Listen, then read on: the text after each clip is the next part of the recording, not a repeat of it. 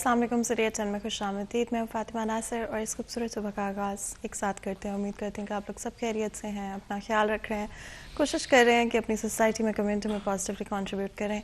किसी की मदद कर सकते हैं तो वो कर दें। अगर आप इनफैक्ट सिर्फ इतना कर सकते हैं कि अपनी जो भी कंट्रीब्यूशन है उसको अच्छा रखें, किसी से बात करें तो अच्छे तरीके से बात करें, काइंडनेस के साथ बात करें। और सिर्फ कुछ देर के लिए अगर आपके पास वक्त नहीं भी है तो किसी की बात ही सुन लें। अगर आपको लगता है कोई परेशान है, कोई स्ट्रेस्ड आउट है, तो सिर्फ और सिर्फ कुछ वक्त उनकी बात सुन लेने से हो सकता है कि उनकी मुश्किल आसान कर दें। हो सकता है कि उनको वो हौसला मिल जाए या वो सपोर्ट मिल जाए जो कि अदरवाइज़ वो ढूंढने की कोशिश कर रहे हैं। तो बहुत छोटी छोटी चीज़ें होती हैं और जिनमें इतना वक्त भी नहीं लगता, इतना एफर्ट भी नहीं लगता। और अगर हम सब फैसला करें कि एक दूसरे के लिए वो चीज़ें करेंगे तो हम अपनी सोसाइटी को, कम्युनिटी को बहुत बेहतर बना सकते हैं। आगे बढ़ते हैं। एक दिन एक नेकी में मुफ्ती अहमद अली हमारे साथ मौजूद होंगे। चलते हैं उनकी तरफ।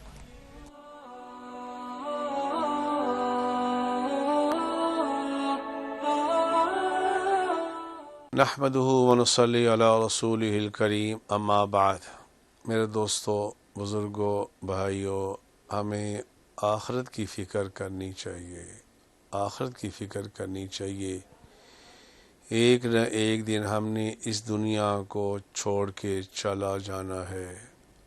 अल्लाह के नबी सल्लल्लाहु अलैहि व आलिहि वसल्लम की हदीस याद आ गई। सिद्दीक़ अकबर रज़ी अल्लाह ताला अन्हु ने सवाल किया, या रसूल अल्लाह सल्लल्लाहु अलैहि वसल्लम, आपकी उम्र मुबारक भी इतनी ज़्यादा नहीं है, आपके बाल इतने जल्दी कैसे सफ़ेद हो गए?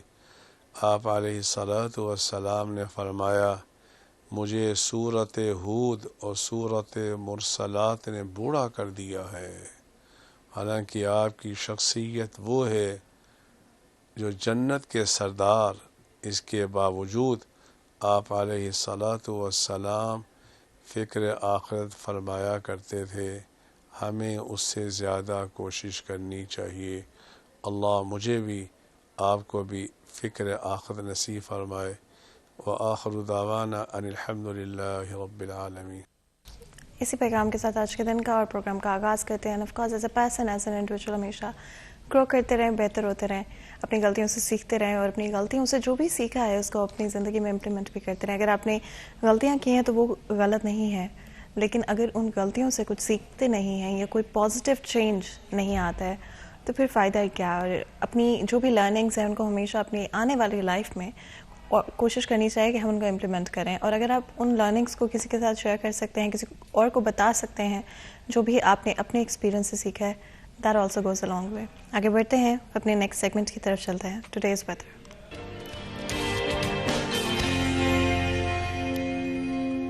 मरियम रज़ा हमारे साथ मौजूद होंगी, जानेंगे मौसम की सूरत हाल। जी मरियम।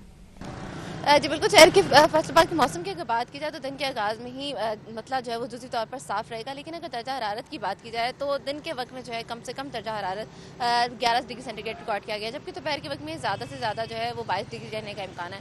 हवाएँ जो है वो भी तेज़ चल रही है, जिसकी वजह से दर्जा हरारत जो है उसमें भी कमी आ रही है और सर्दी की जो शिद्दत है वो भी बढ़ती जा रही है। इसके साथ अगर बात करें तो महकमा मौसमियात के मुताबिक आज कम से कम दर्जा हरारत जो है वो 22 डिग्री सेंटीग्रेड रहेगा, जबकि हवाएँ जो हैं वो भी तेज़ चलेंगी और सर्दी की शिद्दत जो है वो भी इजाफा उसमें होता हुआ नजर आएगा।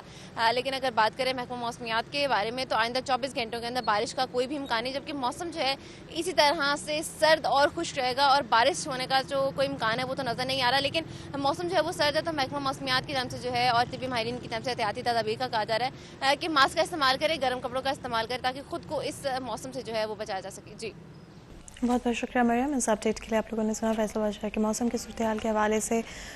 जो 2 दिन पहले बारिश हुई उसकी वजह से मौसम थोड़ा सा तब्दील हो गया है, स्मोक कम हो गई है। एंड स्पेशली अगर पिछले कुछ महीनों में हम देखें तो स्मोक का सबसे मेजर इशू फैसलाबाद शहर में जो इर्द गिर्द के शहर हैं, चाहे वो हम लाहौर की बात करते हैं, दूसरे छोटे सिटीज़ की बात करते हैं, डेफिनेटली वहाँ पर स्मोक का इशू काफ़ी परसिस्टेंट था, काफ़ी ज़्यादा था। एंड ब्रीदिंग इश्यूज़, डिफरेंट तरह के और इश्यूज़ रिलेटेड आपको दिखाई दे रहे थे लोगों में। लेकिन स्मोक कम होती हुई नज़र आ रही है। उम्मीद ये होगी कि हम नेक्स्ट ईयर से पहले इस इशू के बारे में कुछ कर पाएंगे और डेफिनेटली जो भी हमारी कंट्रीब्यूशन है वो चाहे पोल्यूशन को लेकर है या डिफरेंट और तरह से जो हम इस सिचुएशन को और ज़्यादा इंडस्ट्रियल वेस्ट हो गया جتنی بھی ہماری وجہ سے اس میں کنٹریبیوشن ہوتی ہے اس کو ایٹ لیسٹ ہم کوشش کریں گے کہ آنے والے سال سے پہلے کم کر لیں. آگے بڑھیں گے اپنے آج کے فرسٹ سبجیکٹ کی طرف چلتے ہیں. آپ جانتے ہیں کہ فیصل آباد شہر ایک انڈسٹریل سٹی ہے. یہاں پر ہم جتنی بھی انڈسٹریز دیکھتے ہیں ان میں ڈفرینٹ طرح کے ایشوز پچھلے سال میں یا اس سے پہلے ہمیں دیکھنے کو ملے ہیں. اگر ہم کرونا کا ٹائم پیریڈ دیکھیں تو وہاں پر ڈیفینیٹلی کچھ گروتھ تھی, کچھ چیزیں بہتر ہوتی ہوئی نظر آئیں بیکاز ہمارے پاس ایک کمپیٹیو ایج تھی, ہماری انڈسٹریز ورکنگ میں تھی اور ڈفرینٹ اور جگہوں کی کنٹریز کی ورکنگ میں نہیں تھی. لیکن ہم نے وہ ایج, جس طرح سے کرونا ختم ہوا, جس طرح سے دنیا واپس ایک نارم کی طرف جانا شروع ہوئی, ہم نے وہ ایج لوز کر دیا اور آج ہماری انڈسٹریز میجرلی سفر کر رہی ہیں. آلسو ریممبر کہ انڈسٹریز ہمیشہ ایک دوسرے سے جڑی ہوتی ہیں, تو چاہے ہم ڈفرینٹ انڈسٹریز کی آج بات کریں گے لیکن کہیں نہ کہیں وہ ایک دوسرے کے ساتھ کنیکٹ ہو رہی ہوتی ہیں. Dollar prices, inflation, petrol prices اور ڈفرینٹ چیزوں کی اویلیبلٹی, وہ چاہے امپورٹ بین ہو, چاہے را مٹیریل کی اویلیبلٹی کے حوالے سے ڈفرینٹ ایشوز آج ایگزسٹ کرتے ہیں جس کی وجہ سے ہماری انڈسٹری بہت زیادہ سفر کر رہی ہے. انڈسٹری سے جڑے ہوئے سب لوگ بھی. ہمارے ساتھ دو بہت ہی خاص مہمان موجود ہوں گے جو کہ آج ہمارا اس ڈسکشن میں ساتھ دیں گے. سب سے پہلے تو ہمارے ساتھ محمد بلال ذوقر موجود ہیں, سٹی 41 اینکر پرسن ہیں. بلال, آپ کو ویلکم کرتے ہیں. بہت بہت شکریہ آپ کا آج ہمارے شو کے لیے وقت نکالنے کے لیے. اسی کے ساتھ ثناء اللہ نیازی بھی ہمارے ساتھ موجود ہیں جو کہ ایگزیکٹو ممبر FCCI ہیں, ڈائریکٹر اسمال انڈسٹریل اسٹیٹ بھی ہیں. آپ کو ویلکم کرتے ہیں شو میں. بہت بہت شکریہ آپ کا بھی آج ہمارے شو کے لیے وقت نکالنے کے لیے. بلال, جس طرح سے میں بات کری تھی, ڈیفینیٹلی انڈسٹریز آپس میں جڑی ہوتی ہیں. سو چاہے وہ اسمال انڈسٹریز کی ہم بات کریں, میڈیم اور لارج انڈسٹریز کی ہم بات کریں, اس وقت ہماری اسمال انڈسٹریز کہاں پر اسٹینڈ کرتی ہیں. ڈفرینٹ فیکٹرز جس میں پیٹرول پرائسز میں انکریز آنا, ڈالر پرائسز میں انکریز آنا, را مٹیریل کی اویلیبلٹی نہ ہونا, پولیٹیکل اینڈ اکنامیکل انسٹیبلٹی کس طرح سے امپیکٹ کر رہی ہے اس وقت. اچھا, SME کی جب بات کریں, اسمال اینڈ میڈیم انٹرپرائز, تو یہ دو قسم کے ہیں. ایک تو وہ جو لوکلی کام کرتے ہیں اور دوسرے جو انٹرنیشنل مارکیٹ میں کام کر رہے ہوتے ہیں. اور اس میں پوری دنیا کی رپورٹس موجود ہیں کہ آپ جب SME کی بات کرتے ہیں یا LSM کی بات کریں تو LSM کے اندر اتنی جدید مشینری اور اتنا سب کچھ ہوتا ہے, وہ صرف 20% لیبر کیٹر کر رہی ہوتی ہے. 80% جو لیبر ہے وہ SME small and medium enterprise جو ہیں وہ جاب اپرچونیٹیز دے رہے ہوتے ہیں, جس میں چھوٹے چھوٹے کارخانے ہیں, چھوٹی چھوٹی پاور لومز ہیں, پھر پروسیسنگ یونٹس ہیں چھوٹے, اور چھوٹی انڈسٹری جو ہے اس کے اندر شامل ہو جاتی ہے ٹیکسٹائل پروسیسنگ. لیکن آپ ٹیکسٹائل کی اسپننگ ایک LSM ہے, اس کے بعد اگر آپ لے لیں ویونگ چھوٹا ہے, ڈائنگ بھی چھوٹے یونٹس ہیں, آپ کے اسٹچنگ چھوٹے یونٹس ہیں, آپ کے ویلیو ایڈیشن تک کے چھوٹے یونٹس ہیں. اس کے بعد LSM وہ ہیں جن کے پاس سارا سیٹ اپ اپنا موجود ہے, بہت گنے چنے ہو جاتے ہیں. تو LSM کی بجائے SME جو ہے 80% جاب اپرچونیٹیز کریٹ کر رہا ہوتا ہے.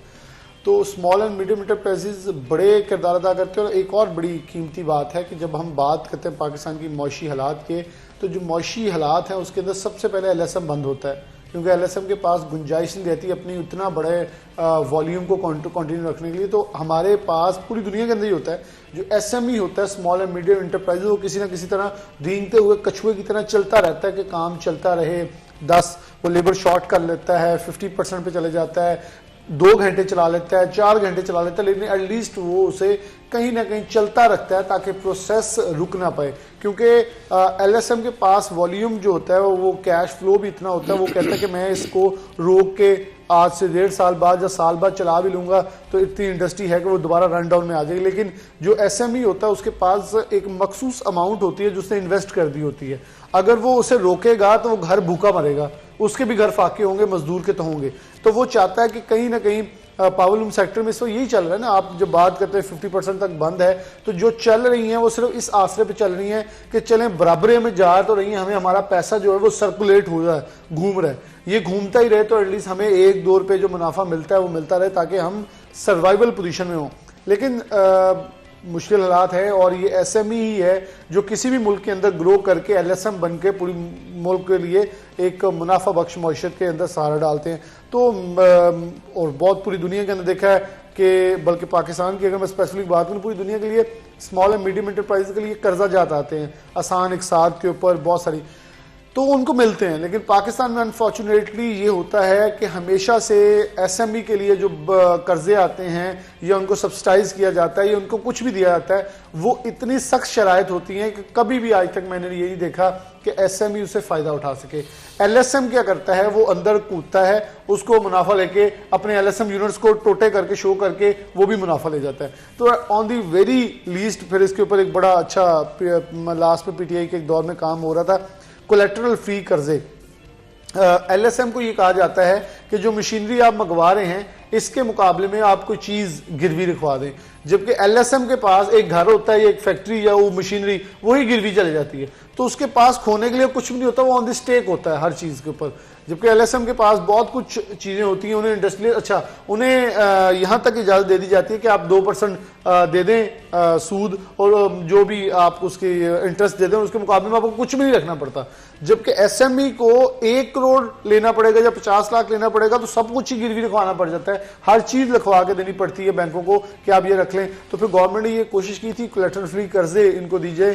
کولیٹرل فری یعنی کہ کوئی بھی گواہی کے طور پر آپ کو پیش نہ کرنا پڑے, بلکہ گورنمنٹ آپ کی جگہ گواہی دے گی کہ ہم ان کی گواہی دیتے ہیں, یہ کام کریں گے, پیسے واپس کر دیں گے, تو آپ رکھ لیں. تو میرے خیال میں ایسے پروجیکٹس اور ایسی اسکیمز آنی چاہیے جہاں اسمال اینڈ میڈیم انٹرپرائزز مضبوط ہوں. فیصل آباد کے اندر بہت بڑے بڑے نام بیٹھے ہیں اس وقت, جس میں آپ کلاش لے لیں, صداقت لے لیں, ایم ٹی ایم لے لیں, یہ سب ایس ایم ای سے جا کے آج بڑے بڑے ایل ایس ایم گروپ پر پاکستان کے جو ٹاپ 10 ٹاپ 20 کے اندر اس وقت ایکسپورٹرز ہیں. تو میرے خیال میں پاکستان کے اندر فیصل آباد کے اندر بہت ساری موجود ہے, اور میرے خیال میں ثناء اللہ نیازی صاحب جہاں سے بیٹھے ہیں جس سیکٹر سے, وہاں سے بہت بڑی بڑی انڈسٹری ہے جو کہ میاں آفتاب لوگ تھے, ایل ایس ایم بنے ہیں, بہت بڑے بڑے نام ہیں جو کہ بالکل ایس ایم ای سے شروع ہوئے ہیں. محمد طیب ان کے ساتھ ایگزیکٹو ممبر بھی ہیں, وہ ایکسپورٹر بن گئے. کمرشل ایکسپورٹرز کی ایک لمبی فہرست ہے جو یہاں سے ان کے اس یونٹ سے اٹھے ہیں جو اسمال انڈسٹریل اسٹیٹ ہے, اور پھر وہ اپنی انڈسٹری کمرشل ایکسپورٹر سے خود ایک باقاعدہ ایکسپورٹر بن کے اپنی فیکٹریاں لگا کے سامنے آئے ہیں. اگر آپ بتانا چاہیں, because of course being in the industry آپ کو شاید زیادہ معلوم ہوگا کہ کس طرح کا ماحول ہے, کس طرح کی چیزوں سے امپیکٹ ہو رہے ہیں, لیبر کے کیا اس وقت صورتحال.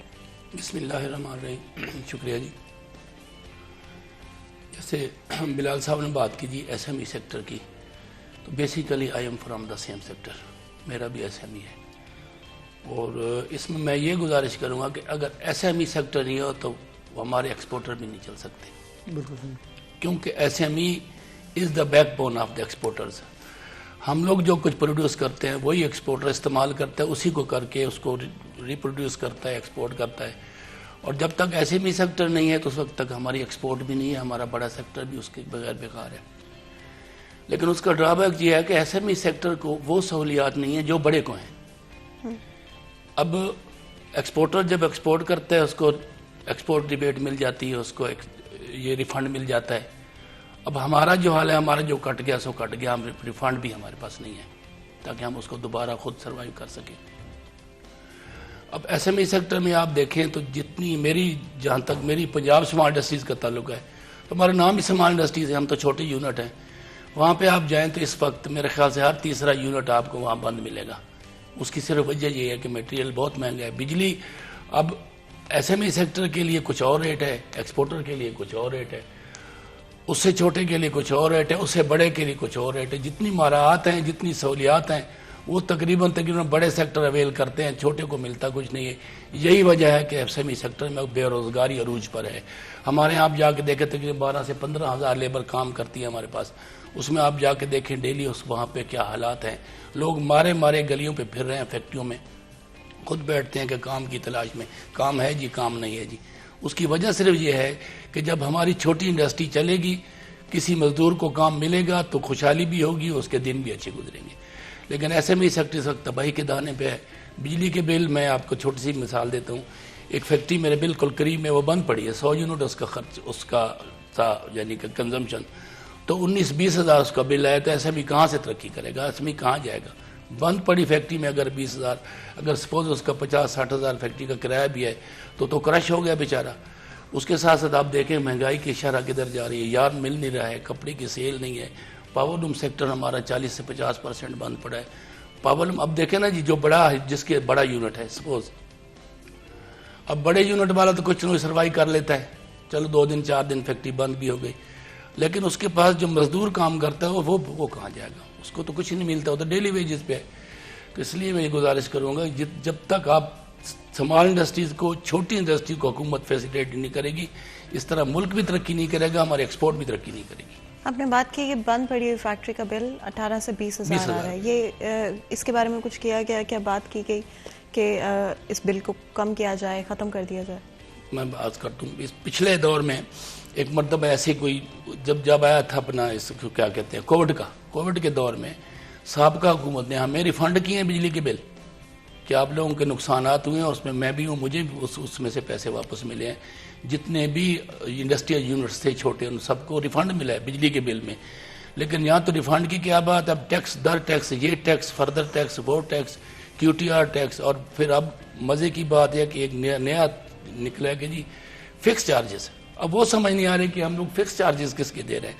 हर बिल में 18,000 20,000 रुपये फिक्स चार्ज है, 8 से 10,000 रुपया QTR टैक्स है। फिर मज़े की बात यह है कि ये जो 2 महीने 3 महीने पहले हम एक चीज़ का बैठ के कोई किसी के साथ डील करते हैं कि हमने किसी को कुछ सेल किया, पावरलूम के कपड़ा बनाया, उसको हमने सेल किया, 2 महीने पहले हमने एक कैलकुलेशन की थी कि हम 3 महीने इसमें सर्वाइव करेंगे। अब जब तीसरा महीना आता है तो पिछले 2 महीने बिजली का बिल ज़्यादा होकर आ जाता है। तो ऐसा भी सेक्टर बेचारा क्या करेगा। हम तो बहुत मुसीबत में, प्रॉब्लम में, बिजली महंगी है, गैस महंगी है, लेबर अब क्या करे। लेबर का शाम को अगर 1200-1500 रुपये लेके बंदा कोई जाएगा तो वो बड़ी मुश्किल से शाम को सर्वाइव करेगा। और SME वाले की फैक्ट्री चलेगी तो जो कुछ उसने पहले कमाया वो तो चलो सर्वाइव, अगर बंद होगी तो बेचारा घर से खाएगा, क्या करेगा। इसलिए हमारी तो ये रिक्वेस्ट होती है कि भाई जिस तरह इसको इस तरह मैनेज करें कि छोटे को बड़ा करें, छोटे से बड़ा होता है, बड़े से छोटा ना करें।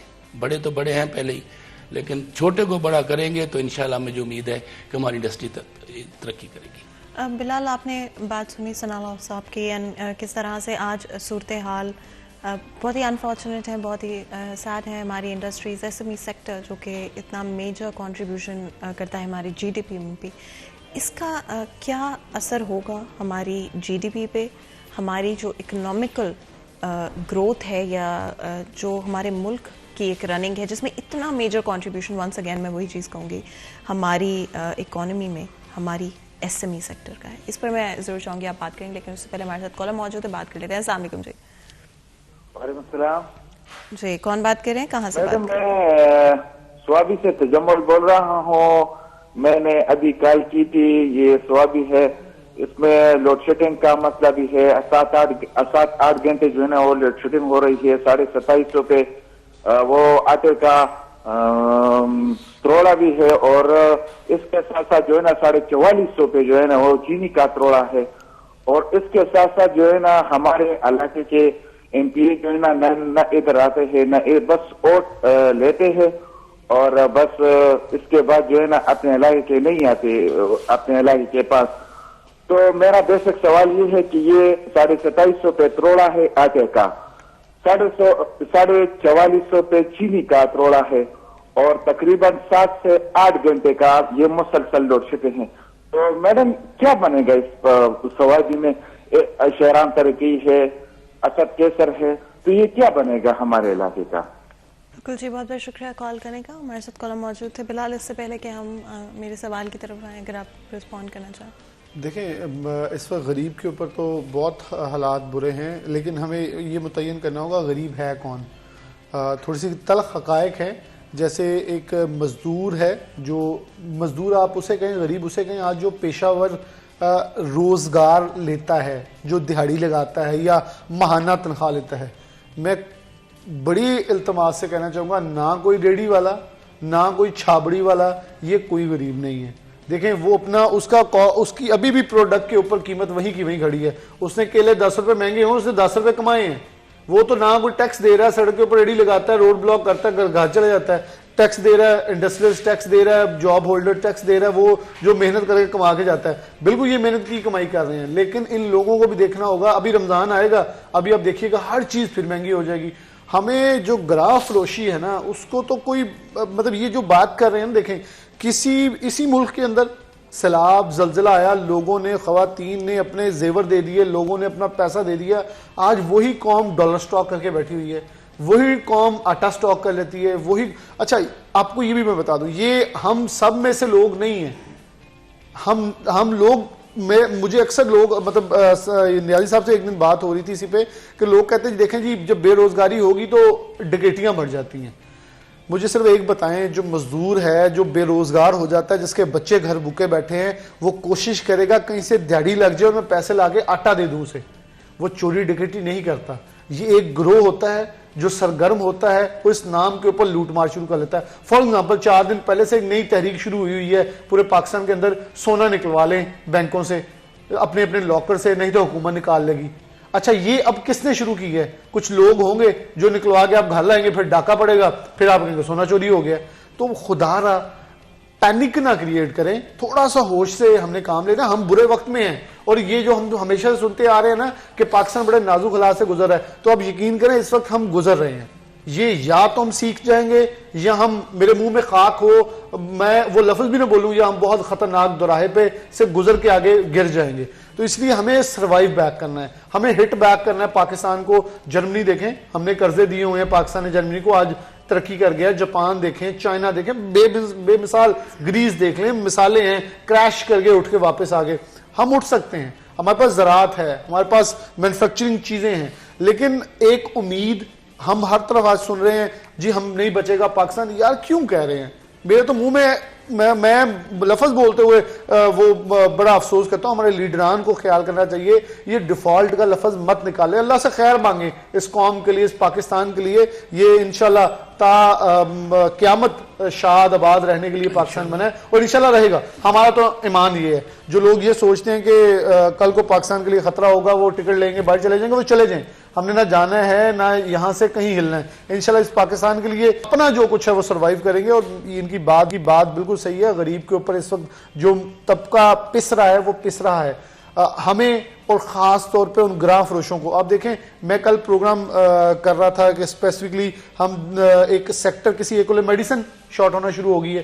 ایک مافیا ہے جسے آپ کہتے ہیں سٹاکیا.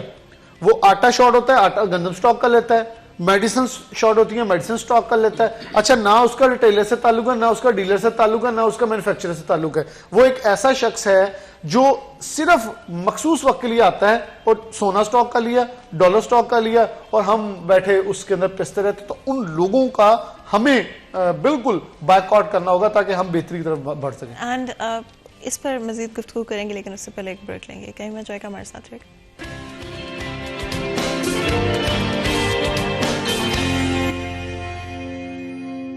Welcome back. سیریس اینڈ میں ایک دفعہ پھر آپ کو خوش آمدید کہتے ہیں. بریک میں جانے سے پہلے گفتگو جاری تھی, بات کر رہے ہیں ہمارے ایس ایم ای سیکٹر کے حوالے سے ڈفرینٹ فیکٹرز کی. ہم نے فیکٹرز کو ڈسکس کریں کس طرح سے ان کا امپیکٹ ایس ایم ای سیکٹر پر ہوتا ہے.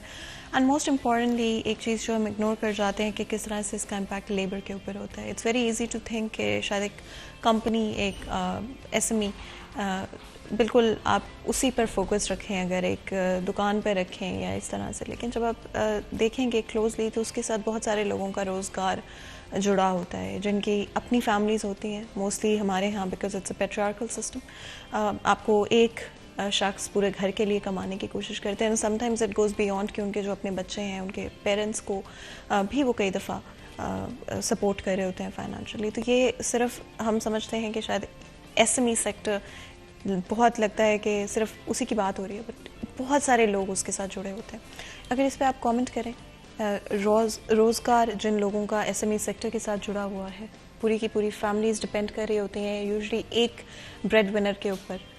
اور جب صورتحال تبدیل ہوتے ہیں, جب کوئی جس طرح آپ نے بتایا کہ مل بند پڑی ہے یا کوئی فیکٹری بند ہو جاتی ہے, کوئی دکان بند ہو جاتی ہے, کیا امپیکٹ ہوتا ہے ان لوگوں پر جن کا روزگار جڑا ہے ان کی فیملیز پر؟ بالکل بڑا اچھا سوال ہے. دکان بند ہو گئی تو دکاندار کا بھی روزگار بند ہو گیا. دکان بند ہو گئی تو اس کو تو کرایہ بھی دینا ہے, اس کو بجلی کا بل بھی دینا ہے, اس کو بچوں کو بھی پالنا ہے. تو اس کا امپیکٹ تو فرام دا گراس روٹ سے شروع ہو جاتا ہے. اس کا امپیکٹ ایک نہیں ہے کہ دکاندار پہ ہوگا.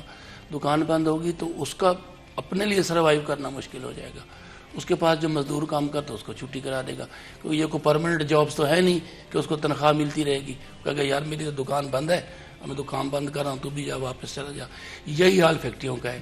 مالک تو سروائیو کر لیتا ہے, چلے 2 دن 4 دن 10 دن, لیکن جو مزدور ڈیلی ویجز پہ اس کے لیے گزارا بہت مشکل ہے. تو یہی میری بار بار گزارش ہوتی ہے اس حکومت سے بھی, ہمارے ارباب اختیار سے, کہ کم از کم آپ اس نیج پہ سوچیں کہ ایسے بھی سیکٹر کو اس حد تک آپ کچھ سہولیات دیں، بجلی کے بل میں رعایت دیں. اب مہنگائی اتنی ہے جی کہ اتنی کمائی نہیں ہے، شام کو میرا خیال سے فیکٹری والے کا گھر کا خرچہ چلے بھی مشکل ہو جاتا ہے. مہنگائی بہت زیادہ ہے جی، چینی مل نہیں رہی ہے، آٹا مل نہیں رہا ہے، گھی مل نہیں رہا ہے، گھی کی قیمت بڑھ گئی. اب ڈالر بڑھا ہے، گھی بڑھ جائے گا، ڈالر بڑھا ہے، چینی بڑھ گئی ہے، ڈالر بڑھ گیا جی، اب تیل بڑھ گیا جی، تیل بڑھ گیا تو ریٹس بڑھ گئے جی. اب کہاں ایک بندہ مزدور سروائیو کرے گا، کیا پورا کرے گا شام کو گھر جا کے. 1000 روپے زیادہ سے ملتا ہے ایک مزدور آدمی کو. 1000 میں بھی میں کیلکولیشن کرتا ہوں، میرے پاس کوئی آن کے بیٹھ جائے حکومتی نمائندہ، مجھے اس کی ایک ٹائم کا خرچ پورا کر کے دکھا دے. نہیں ہو سکتا جب تک آپ گراس روٹ لیول سے غریب آدمی پہ توجہ نہیں دیں گے، چھوٹے انڈسٹریز کو سہولیات نہیں دیں گے، اس کی ضروریات کا خیال نہیں رکھیں گے. اس میں یہ ہے کہ اس کو بجلی کے بھی جیسے ایکسپورٹرز کو ملتی ہے اس کو بھی ریفنڈ ملنا چاہیے، اس کو بھی بجلی کے بل میں رعایت ملنی چاہیے، اس کو بھی سیل ٹیکس میں رعایت ملنی چاہیے. تب جا کے وہ غریب کے لیے کچھ کام کر سکے گا. جب اس کے لیے جو کماتا ہے وہ سیل ٹیکس میں اور بجلی کے بلوں میں دے دے گا تو اپنے مزدور کے لیے وہ کیا کرے گا؟ مزدور کو لامحالہ مزدور کو چھٹی کرائے گا، اور مزدور جب جائے گا سڑکوں پہ جائے گا، رولے گا، مرے گا، کیا کرے گا؟ آپ نے دیکھا آٹے کے لیے ابھی آپ تو ماشاءاللہ ایک میڈیا سے متعلق ہو، آپ نے دیکھا نہیں کتنے لوگ آٹے کی قطار میں مر رہے ہیں. ایک بندہ صبح جاتا ہے آٹے کی قطار میں لگتا ہے. میرے راستے میں ریجنل سٹور ہے، میرے انڈسٹری سٹور میں اس کا سپارٹس نہیں ہے. اب یقین کریں دل بہت دکھتا ہے وہاں سے گزرتے ہوئے، اس لیے کہ مائیں بہنیں بیٹیاں بیچاری پورا دن لائن میں کھڑی ہیں، اور پھر جب ایک لاسٹ میں ایک درمیان میں جاتے ہیں جی آٹا ختم ہو گیا، وہ بیچارے خالی گھر لوٹ جاتے ہیں. اور آپ نے دیکھا کہ سندھ میں ادھر ادھر 3 4 5 بندے آٹے کی لائن میں مر گئے. تو جب تک آپ چھوٹی انڈسٹری کو، چھوٹی صنعت کو، چھوٹے کاروباری کو تحفظ نہیں دیں گے یہ کام ہوتا رہے گا. بلال، میں نے آپ سے بریک میں جانے سے پہلے ایک سوال پوچھا تھا، اس پر میں ایک دفعہ پھر آنا چاہوں گی. ہماری جی ڈی پی، ہماری اکنامک گروتھ پر کیا اثر پڑتا ہے جب فیصل آباد شہر پر، کیونکہ ہمارا آج فوکس ہے، جب فیصل آباد کی S M E sector struggle کرتی ہے، جو کنٹریبیوشن ہمارا جی ڈی پی میں ہے وہ امپیکٹ ہوتا ہے؟ دیکھیں جی ڈی پی بڑی امپورٹنٹ ہے اور آپ کو اس کے اوپر فوکس کرنا پڑتا ہے، کیونکہ آپ نے گروتھ اپنا دیکھنی ہے. گروتھ نہیں ہوگی تو آپ ترقی یافتہ ممالک کے اندر یا اپنی متعین یہ ہوتا ہے کہ آپ کس ڈرگ کے اوپر یا کس روٹ کے اوپر گامزن ہیں. میرے خیال میں جی ڈی پی وغیرہ ہر چیز کنٹرول ہو جائے گی. سب سے پہلے سیاسی عدم استحکام اس ملک کا بڑا مسئلہ ہے اور یہ ابھی رہے گا، جو ختم ہونا بہت ضروری ہے. اس قوم کو میرے خیال میں سب سے زیادہ، جو میں نے پہلے پوائنٹ کہا بالکل اسی طرح اس میں سیاسی طور پر اس قوم کو جاگنے کی بہت ضرورت ہے. ہمیں اپنے آپ کو اس حد تک ٹھیک کرنا ہوگا کہ ہمیں یہ پتہ ہو کہ ایک ممبران اسمبلی نے کیا کرنا ہے. ہمیں بلدیات ضرور چاہیے تاکہ ہمارے گلی محلے کا جو انہوں نے مسئلہ بتایا، ایک چھوٹا مطلب کوئی بھی مسئلے جو ہیں وہ ان کے حل، کیونکہ انتظامیہ اور انتظامی امور آپ دیکھیں. مجھے یاد ہے وہ وقت، میں نے آپ سے پہلے پروگرام کا، شہباز شریف کا دور تھا، آٹے کی شارٹیج تھی اور ایک ناظم کے گھر ٹرک لگوا دیے تھے. مشرف کا دور تھا تو لوگوں کو آٹا وافر مل رہا تھا. اب بیسیکلی جب آپ کے پاس لوکل بنیاد پہ انتظامیہ ہی موجود نہیں ہے، انتظامی امور ہی موجود نہیں ہے، آپ نہیں کچھ کر سکتے. تو آپ کو بیسیکلی اپنا سیٹ اپ، آپ یہاں 2 اے سی ہیں، اے ڈی سی جی 3 4 ہوں گے اے ڈی سی، اور اس کے علاوہ ڈی سی خود ہیں، کمشنر ہیں، ان کے نیچے بھی افسران ہیں. لیکن 150 سے زائد جو چیئرمین ہیں ان کے ساتھ وائس چیئرمین ہیں. پھر اس کے یونین کونسل کے اندر پورے کونسلرز کی ایک فہرست ہے جو 11 12 ہیں. تو وہ کام کرتے ہیں، وہ جواب دہ ہوتے ہیں، اور عوام کی طاقت کی منتقلی کا مقصد یہ ہے کہ نچلی سطح تک، یعنی کہ عام آدمی کے رسائی جو ہے وہ ہو سکے. وہ پھر جا کے ان سے جواب طلب کر سکتے ہیں. اب ہر بندہ ڈی سی آفس پھر جائے یا وہ جائے، وہ نہیں پروسیس.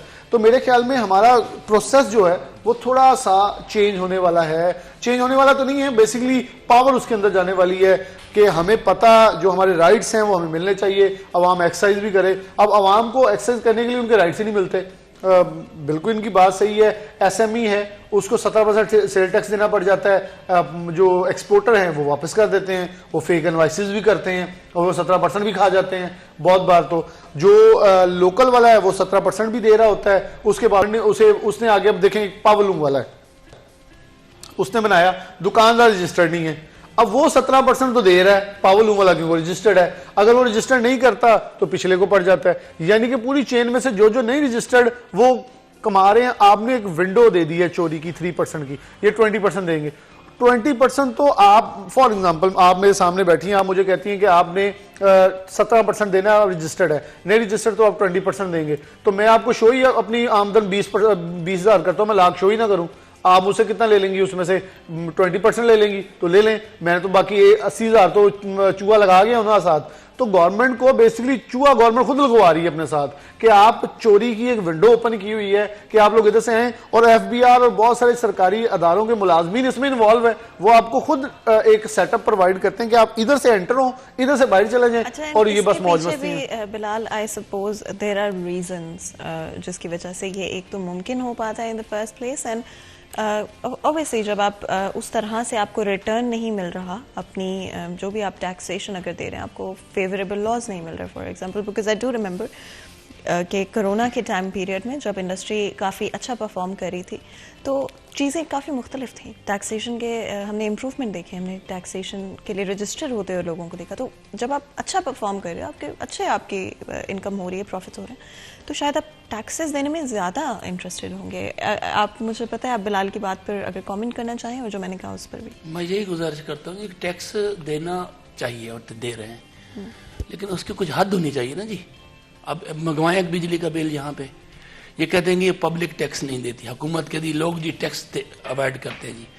یہ ایک لائٹ آپ کی آن ہوتی ہے نا گھر میں, آپ اس پہ بھی ٹیکس دیتے ہیں, آپ پانی کی موٹر چلاتے ہیں آپ اس پہ بھی ٹیکس دیتے ہیں, اور ماشاءاللہ بجلی کا بل اٹھا کے دیکھو اس میں کوئی 20 قسم کے ٹیکس ہیں. عوام ٹیکس دیتی ہے, اس کا استعمال کہاں ہوتا ہے یہ آج تک کوئی نہیں جان سکا. اب کہتے ہیں جی ڈی پی, ایک عام آدمی کو پتہ ہی نہیں کہ جی ڈی پی کیا چیز ہے. ایک عام آدمی کو روٹی چاہیے, ایک عام آدمی کو حکومت سے سہولتیں چاہیے, غریب کو کیا پتہ ہے جی ڈی پی کیا ہے, ڈالر کیا ہے, اس کو نہیں پتہ ڈالر, اس کو مجھے شام کو روٹی چاہیے. اور پھر یہ وجہ کیا ہے اس کی, ہمارے حکومتی اخراجات, ہمارے عللے تللے, ہماری عیاشیاں. آپ بہت چھوٹے ہو, ایوب خان کا دور تھا, میں نے دیکھا اچھی طرح, ایک صدر تھا, ایک گورنر ہوتا تھا پورے ملک کا, ایک اسمبلی ہوتی تھی, اور ایک محکمے میں ایک وزیر ہوتا تھا. اب یہاں لسٹ لگائیں کتنے سینکڑوں آپ کے ایم پی ہیں, آپ کے ایم این اے ہیں, آپ کے ایڈوائزر ہیں, آپ کے منسٹر ہیں, اور 70-75 ہمارے منسٹر ہیں, ان کو گھٹاؤ. 117 ایڈوائزر پرویز لائی کے ابھی فارغ ہوئے ہیں, 117 یہ ایڈوائزر. صرف کیوں ہے یہ پولیٹیکل انسٹیبلٹی, جب تک یہ ٹھیک نہیں ہوگی. وجہ یہ ضیاء صاحب کے دور سے شروع ہوتی کہ جی آپ جو ہے غیر جماعتی انتخابات کرا دو. اب غیر جماعتی انتخابات ہو گئے, اس نے تیلا قوموں کو کر دیا. کوئی جو بھی کمیونٹی اپنی کوئی ووٹ, کوئی 2000 ووٹ لے کے ایم پی اے بن گیا, کوئی 4000 ووٹ لے کے ایم این اے بن گیا. وجہ کیا کہ برادریزم چل پڑا. اب جب برادریزم چلا تو برادریزم میں یہ ہوا کہ جب اسمبلی میں گیا تو قانون آئین تو کہتا ہے کہ جس پارٹی کے پاس اکثریت ہے اس کو حکومت دے دو. یہ وجہ تھی ہمارا پاکستان ٹوٹا تھا, مجیب الرحمان کی وجہ سے اور ہمارے ایک محترم کی وجہ سے. وجہ یہ ہے کہ جب آپ کے پاس اتنے M N A M P ہوں گے, جب ان کا جیسے یہ اپنے پیسے تھے کیوں کسی پارٹی چلے لیے, ان کے دو مراد دو, کوئی ملے لے رہا ہے, کوئی فیکٹری لے رہا ہے, تو پھر جا کے جیسے ابھی آپ دیکھ رہے ہیں کہ پچھلے, آپ اندازہ لگائیں کہ پچھلے 6, 7, 8, 10 مہینے میں کسی نے کہا ہے, کسی لیڈر ہو, کسی ایم این اے نے کہا ہو کہ یار غریب کا خیال کرو, یار غریب مر گیا, ہمارے خرچے گھٹاؤ. اب گھر کا ایک آدمی ہے, سپوز میں آپ کو فار ایگزامپل بات کرتا ہوں, گھر کا بندہ ہے جی, وہ کمائی کرتا ہے جی 1000 روپیہ, شام کو 1500 روپے باہر خرچ کر کے آ جائے وہ, تو بچوں کو لے جائے گا. ہم تو حکومت کے بچے ہیں نا جی, عوام جو ہے. تو جب ہمارے خرچے اتنے ہوں گے, جب اوپر کا مال جی, آپ اندازہ لگائیں, یہ ٹول ٹیکس پہ دائیں, آپ کہتے ہیں جی ملک غریب ہے. بھائی آپ موٹر وے پہ جائیں, آپ نے بھی سفر کیا ہوگا, اربوں روپے کی روزانہ آمدن ہے موٹر وے کی, ٹول ٹیکس کی, اربوں روپے کی, کھربوں روپے میں ٹیکس وصول ہو رہا ہے. جا کہاں ہے, ووٹ دے دو, پیسے لے لو. اب جب تک یہ سلسلہ انسٹیبلٹی ختم نہیں ہوگی تب تک گھر کے, جب ہمارے بڑے, ہماری حکومت, اب ضرورت ہی کیا ہے یہ کہ ایک دیکھیں نا, اس کی بات کر رہا تھا میں آپ سے, مجھے اور سائڈ پہ چلے گیا. ایک گورنر ہوتا تھا, ایک صدر ہوتا تھا, ایک محکمے میں ایک وزیر ہوتا تھا, اور پورے ملک میں ایک گورنر تھا.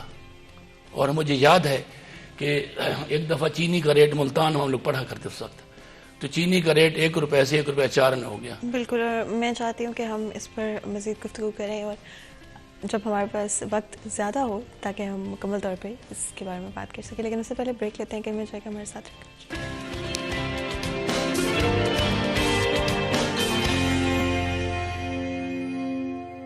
ویلکم بیک سیریا 10 میں ایک دفعہ پھر آپ کو خوش آمدید کہتے ہیں. بات کر رہے ہیں ایس ایم ای سیکٹر کے حوالے سے ڈفرینٹ ایشوز جو کہ چاہے وہ انفلیشن کی بات کریں, ٹیکسیشن کی بات کریں یا ڈفرینٹ اور چیزیں جو کہ ہماری انڈسٹری کو امپیکٹ کرتی ہیں. ہم بریک میں جانے سے پہلے آپ بتا رہے تھے کہ صرف جب چینی کا ریٹ, میں یہ عرض کر رہا ہوں کہ دیر از لیک آف گورننس. جب گورننس ٹھیک ہوگی تو ملک کے حالات ٹھیک ہوں گے, غریب کے حالات ٹھیک ہوں گے, انڈسٹری ٹھیک ہوگی. تو وہ بات کر رہا تھا کہ کچھ 2-4 آنے میں نا اضافہ ہوا تھا, 4 آنے کا اضافہ پر کے جی نہیں تھا, ایک شیئر تھا اس وقت کا. ایک گورنر تھا اس وقت ملک کا, ملک امیر محمد خان. اس نے کہا تھا کہ اگر صبح تک چینی کا ریٹ 1 روپے پہ نہیں آیا تو جس کے پاس 2 بوری بھی ہوگی اس کا حال جو گورنر کرے گا اس کے ساتھ نسل یاد کرے گی. اور صبح ہی چینی کا ریٹ, یہ ریکارڈ کی بات ہے, یہ ایسی نہیں ہے کہ صبح ہی چینی کا ریٹ ملتان میں اسی وقت اسی ریٹ پہ آ گیا تھا. جب آپ کی گورننس نہیں ہوگی, یہاں آپ چاہے ایک ریٹ لسٹ ڈیلی نکلتی ہے آپ کی اس کی مارکیٹ کمیٹی کی, کسی بھی کے پاس چلے جائیں کہ یار ریٹ لسٹ دکھا دو, کہتے نہیں آئی, ہے ہی نہیں. کیوں نہیں ہے کہ 30 والی چیز کے وہ 50 روپے مانگ رہا ہے. اور پھر ہمارے پرائس کنٹرول مجسٹریٹ بالکل ناکام ہے. میں تو ان کو سمجھتا ہوں کہ وہ دفتروں میں بیٹھ کے کارروائی ڈالتے ہیں. اس سلسلے میں یہ گزارش کروں گا کہ ہر علاقے میں, ہر ایریے میں اچھے اور معزز اور پڑھے لکھے لوگوں کی کمیٹی بنائی جائے جو اس پہ جا کے کام کرے, اور وہ ان کی جہاں پہ مہنگائی, جہاں پہ یہ لوگ ناجائز ذخیرہ اندوزی کرتے ہیں یا ناجائز منافع خوری, ان کی رپورٹ ڈی سی صاحب کو کریں. مجسٹریٹ کے بس کا کام نہیں ہے. اب میں جہاں کام کرتا ہوں 12 سے 15 ہزار مزدور ہیں, وہاں پہ آپ جا کے دیکھیں ہر دکان پہ, ہر ریٹ پہ, ہر ایڑی پہ نیا ریٹ ہے. اس لیے کہ جب تک گورننس ٹھیک نہیں ہوگی, آپ کے قانون صحیح نہیں ہوں گے, غریب کے لیے قانون علیحدہ ہوگا, امیر کے لیے قانون علیحدہ ہوگا, تو اس وقت آپ کسی صورت کامیاب نہیں ہو سکتے. ایسے میں بیچارہ تو دعائیاں دے رہا ہے کہ بھائی ہمیں مراحت دو. ایسے میں کو آپ سیل ٹیکس میں رعایت دیں, اس کو آپ بجلی کے بل میں رعایت دیں, تب چلے گی نا پاور لوم, تب چلے گا چھوٹا کاروبار. اب ایک تو بہت بڑے بڑے ڈائنگ یونٹ ہیں, اس کے بعد چھوٹی ڈائنگز بھی ہیں, وہ بیچاری بھی بند پڑی ہیں, بلکہ بڑی ڈائنگیں بند پڑی ہیں. میں وثوق سے کہتا ہوں کہ ہمارے انڈسٹریل اسٹیٹ میں جائیں, ہر تیسری فیکٹری آپ کو بند ملے گی. آج آپ جا کے چیک کر لیں. تو یہی گزارش کرتا ہوں کہ غریب چلے گا جب انڈسٹری چلے گی. انڈسٹری چلے گی, ملک چلے گا. انڈسٹری چلے گی, ایکسپورٹ چلے گی, ملک کو پیسے باہر سے آئیں گے. ہماری جو یہ باہر کھڑے ہیں, اب دیکھیں نا جی, ڈالر مل نہیں رہا ہے, دالیں نہیں آ رہی ہیں, آپ کا سویا بین نہیں آ رہا ہے, تو کہاں جائے گا غریب؟ سب اس کا امپیکٹ سارا غریب پہ ہے. نہ مل والے, انڈے والے پہ کیا امپیکٹ ہے جی, 300 کے آج درجن ہو گئے, اس کو کیا فرق ہے؟ نہیں آئی تو نہیں آئی. اس نے انڈے 60 روپے درجن والے, 100 روپے درجن والے 300 پہ کر دیے, اس کو کیا امپیکٹ ہوا ہے؟ مرغی ہے جی, سویا بین نہیں آ رہی ہے, مرغی جناب میری پڑی تھی 150 پہ, 200 پہ, مرغی چلے گئی 550 پہ. اس کے مر رہا ہے تو غریب مر رہا ہے, مر رہا ہے تو ایس ایم ای والا مر رہا ہے, جس کا وہ کیا ننگی نہائے گی, کیا نچوڑے گی, اس بیچارے کے پاس ہے کیا, کو کرے گا تبھی دے گا رعایت. اب ایک بندے کا یونٹ بند پڑا ہے یا اس کا چلتا ہے تو رعایتیں تب دے گا جب اس کو کچھ انکم ہوگی. جب وہ اپنے, اب جان نہیں ملتا ہے, جان مل نہیں رہا ہے, مال سیل نہیں ہو رہا ہے, اور ہینڈ ٹو ماؤتھ چل رہا ہے انڈسٹری والا, چھوٹی انڈسٹری والا, تو غریب کے لیے کچھ نہیں کرے گا. وہ کرتا ہے کہ جہاں یار چار بندے کام کرتے ہیں, یار ایک کو نکال دو. اب جس کو نکالیں گے اس کا امپیکٹ کیا ہوگا, اس کی کیا کرے گا شام کو جا کے. یہی میری بار بار گزارش ہے کہ جس طرح پچھلی دفعہ ہمیں سبسڈیز ملی تھیں بجلی کے بلوں پہ, اسمال انڈسٹریز کے لیے, چھوٹی صنعت کے لیے. چھوٹی صنعت یہ نہیں کہ پاور لوم ہے, گھروں میں چھوٹے چھوٹے کام ہو رہے ہیں, لیکن بجلی کے بل اتنے ہیں, ٹیکسز اتنے ہیں کہ وہ سروائیو نہیں کر پا رہے ہیں. تو یہی ہے کہ لیک آف گورننس ہے. اگر آپ قوانین سخت بنائیں گے, منافع خوروں کو کنٹرول کریں گے. دیکھیں غریب آدمی کے لیے یہ سب سے بڑا ڈرا بیک ہے کہ ایک چیز حکومت کہتی ہے کہ 10 روپے کی بیچو, دکاندار کہتے ہیں میں تو 20 دی بیچنی ہے, تو کیا کریں گا وہاں پہ؟ کیا ہے, اس کو پکڑنے والا کوئی نہیں ہے. مجسٹریٹ صاحبان گھروں میں بیٹھے ہیں, اگر وہ جا کے موقع پہ, میں کہوں کتنے مجسٹریٹ بھرتی کر لیں گے آپ محلوں میں اور علاقوں میں. لوگوں کی ڈیوٹیاں, اچھے لوگ, پڑھے لکھے لوگوں کی, یا کسی ذمہ دار لوگوں کی, ایماندار لوگوں کی, کہ بھائی آپ لوگ, اس کے پاس اور کچھ نہیں ہو, صرف وہ آپ کو اطلاع کرے ڈی سی صاحب کو کہ یہاں پہ یہ مسئلہ ہے, یہاں پہ یہ مسئلہ ہے, اور ڈی سی صاحب 1-5 کی طرح کارروائی کریں. پھر دیکھیں آپ کے ہر ریڑھی پہ آپ کو ریٹ بھی وہی ملے گا. ہر دکاندار, بڑے دکاندار بیٹھے ہیں, قانون بنا تھا جی کہ باہر ریٹ لسٹ لگا کے لگاؤ, کسی کے پاس نہیں ہے. ہم سے ہم نے ماچس خریدی, آپ نے سیل ٹیکس دکاندار کو دے دیا, آگے وہ جمع نہیں کرا رہا ہے, 17% وہ کھا رہا ہے. اتنے بیٹھے نا, پرچون فروش لے لیں یا اسٹور والے لے لیں, کوئی بھی سیل ٹیکس جمع نہیں کراتا. آپ سامان گروسری لے کے آتے ہیں, اب 10,000 کی 4,000 کی 6,000 تو ملتا ہے کچھ نہیں, 10,000 کا ملتا کیا ایک ٹائم کا. تو اس میں وہ 17% وہ ہم سے لے رہا ہے, اس میں اوپر لکھا ہوا ہے کہ GST, لیکن وہ آگے حکومت کو جمع نہیں کرائے. اس کی کلیکشن کا انتظام کیسے ہوگا؟ یہ FBR کی ذمہ داری ہے. اور FBR کی ذمہ داری کی بات کریں گے تو کوئی گئے ہاں بھائی یہ دکان اتنی ہے اس کا ایریا اتنا ہے, آپ کو اتنا ٹیکس لگتا ہے. بالکل. ہمارے ساتھ ایک کالر موجود ہے, بات کرتے ہیں. السلام علیکم جی. السلام علیکم.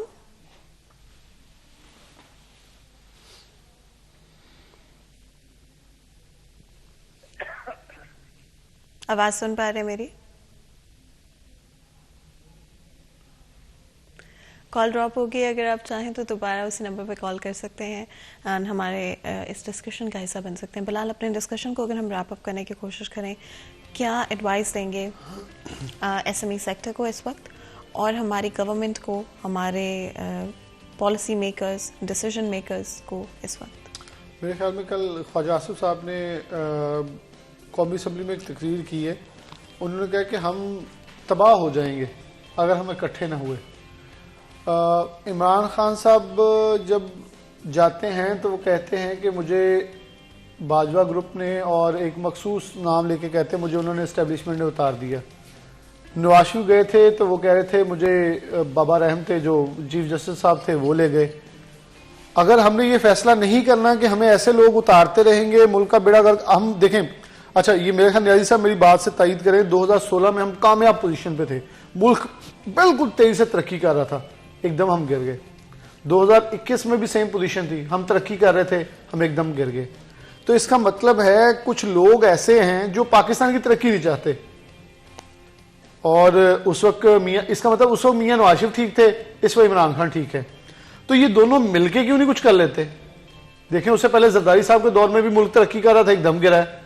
تو یہ تینوں مل جائیں نا, ایک جگہ بیٹھ جائیں, اس ملک کے مفاد کے لیے بیٹھ جائیں, اس عوام کے مفاد کے لیے بیٹھ جائیں.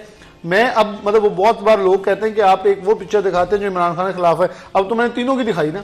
مطلب یہ تنقید کرتے ہیں ایک مخصوص شخص پہ, وہ بھی ایک مخصوص شخص پہ. لیکن اب میں آپ کو بتاتا ہوں جو اس دن عبد الرحمان آپ کے پروگرام میں بات کر کے گئے کہ نون لیگ اب ایک موقف اختیار کرنے لگی ہے کہ جو چیف جسٹس سپریم کورٹ تھے, جیسے انہوں نے اپنے قانون کا استعمال کیا اور سب کچھ کیا, وہ ان کو مطلب اسیسینیشن کریں گے اچھے طریقے سے, کریکٹر اسیسینیشن. یہ باجوہ صاحب کی کر رہے ہیں. اب دونوں, آپ کا پوائنٹ تو یہ ہے کہ ہمیں بھی اقتدار سے نکالا گیا, وہ بھی کہہ رہے ہیں ہمیں اقتدار سے نکالا گیا, تو ہم مل کے ایک بار فیصلہ کیوں نہیں کر لیتے جمہوریت کے لیے؟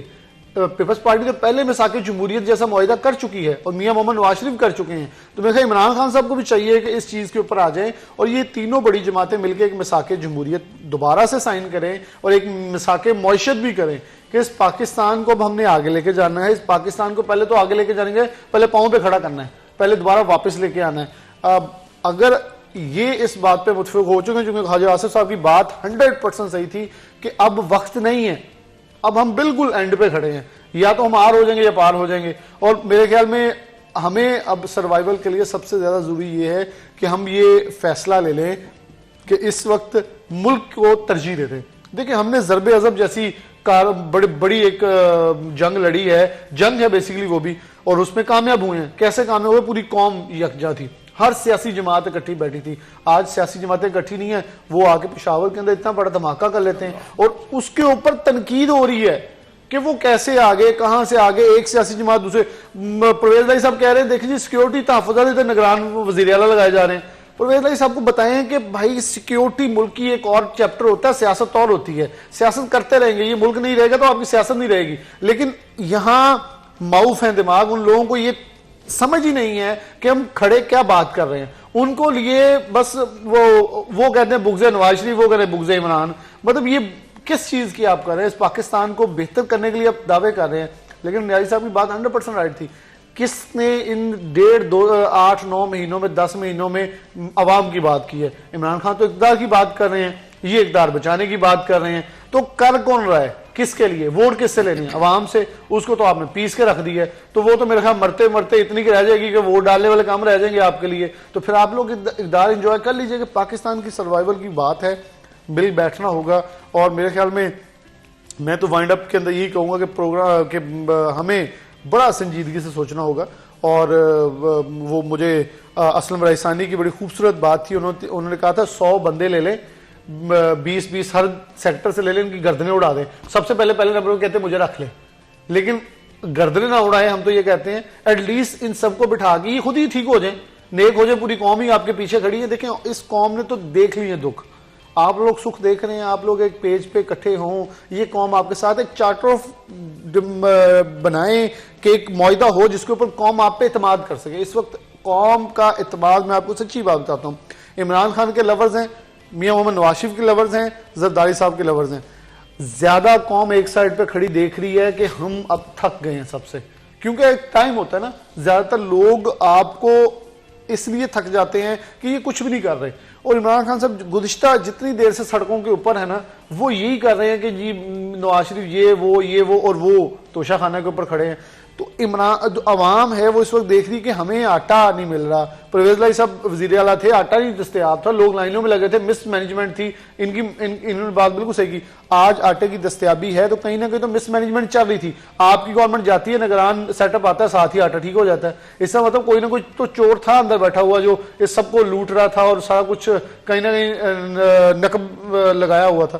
تو چیزیں بہتر کرنے کے لیے ہم سب کو سنجیدہ ہونا پڑے گا اور بڑا ہی ایکٹیو رول پلے کرنا چاہے گا. اور اداروں کے اوپر تنقید کی بجائے اداروں کو امپوز کریں کہ وہ بیٹھ کے اس ملک کو ٹھیک کرنے کے لیے آپ لوگوں کو سب سنجیدہ ہو کے سوچ لیں, جس میں عدلیہ ہے, جس میں آپ کی جوڈیشری آ جاتی ہے, جس میں آرمی سب سے مین سٹیک ہولڈر ہے, جس میں آپ کی بیوروکریسی کا آگے تو ہاتھ ہی جوڑ لیں کہ خدا کا واسطہ کوئی اچھے افسر ہمیں دے دیں, ہم 2 سال چلا لیں, اور پھر پاکستان کے اندر آپ بیٹھ کے وہ جو بھی کرپشن کرنا ہے, فائلوں کو بریکنگ لگانی لگا لیں, اندر جو بھی کرنا ہے. لیکن سیاستدان سب کچھ مل کے یہ چاروں سیٹ اپ, اور میرے خیال میں جرنلسٹ ہمیشہ سے حاضر ہیں.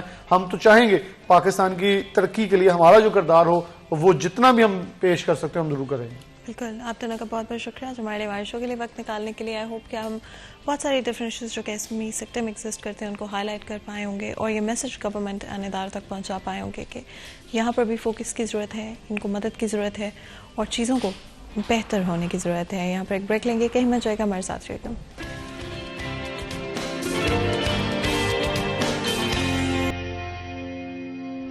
Welcome back. سٹی چین میں ایک دفعہ پھر آپ کو خوش آمدید کہتے ہیں. بریک میں جانے سے پہلے گفتگو جاری تھی. آج ہمارا first half different S M E sector کے ایشوز کو لے کر تھا. ہماری کوشش رہی کہ آپ کے لیے بریک ڈاؤن کریں کہ کون سے موسٹ امپورٹنٹ ایشوز ہیں, نہ کہ آنے والے وقت میں 2023 میں ہم کس طرح سے ان کو بہتر کر سکتے ہیں, کس طرح سے گورنمنٹ کی, پالیسی میکرز کی, ڈیسیژن میکرز کی پرائیورٹی اینڈ فوکس اس کے اوپر ہونا چاہیے. آگے بڑھتے ہیں. اس سے پہلے کہ اپنے نیکسٹ ڈسکشن کی طرف جائیں, اپنے نیکسٹ سیگمنٹ کی طرف چلتے ہیں. آج کے بھاؤ محمد بلال ٹوگر ہمارے ساتھ موجود ہوں گے, جانتے ہیں ریٹس کے حوالے سے. جی بلال. جی بالکل, مارکیٹ کمیٹی فیصل آباد کی جانب سے آج بروز بدھ کی ریٹ لسٹ جو ہے وہ جاری کر دی گئی ہے. تو اگر انڈے فارمنگ کی بات کریں تو مہنگے ہونے کا سلسلہ جاری ہے. محض 1 روپے دوری پہ ہے 300 روپے کی ٹرپل سینچری سے, اور اس وقت 299 روپے درجن کی قیمت پہ پہنچ چکے ہیں. سبزیوں کے اندر تیزی دیکھی جا رہی ہے, پیٹرولیم مصنوعات کے اثرات پڑتے دیکھے جا رہے ہیں. پیاز 235 پہ ہے, ٹماٹر 60 پہ, لہسن چائنا 420, لیمو چائنا 50 روپے پہ ہے. جبکہ ادرک تھائی لینڈ 10 روپے مہنگا ہوا ہے 450 سے 460. کریلا 20 روپے مہنگا ہوا ہے 190 سے 210. گیا کدو 10 روپے مہنگا ہوا ہے 65 سے 75. بینگن 10 روپے مہنگے ہوئے ہیں 75 سے 85. کھیرے 5 روپے سستے ہوئے ہیں 75 سے 70. شملہ مرچ 10 روپے مہنگی ہوئی ہے 95 سے 105. مولی 5 روپے مہنگی ہوئی ہے 27 سے 32. مونگرے 20 روپے سستے ہوئے ہیں 165 سے 145. جبکہ پھل مستحکم دکھائی دیتے ہیں. کیلا مہنگا ہوا ہے صرف, سیب سفید 190 پہ, سیب کالا کلو 255, امرود 75 روپے کلو پہ. جبکہ کیلا 5 روپے درجن مہنگا ہوتا ہے 170 سے 175. انگور ٹافی 310 پہ, انار کندہاری 370 پہ, انار بدانہ 520 روپے کلو پہ قائم ہے.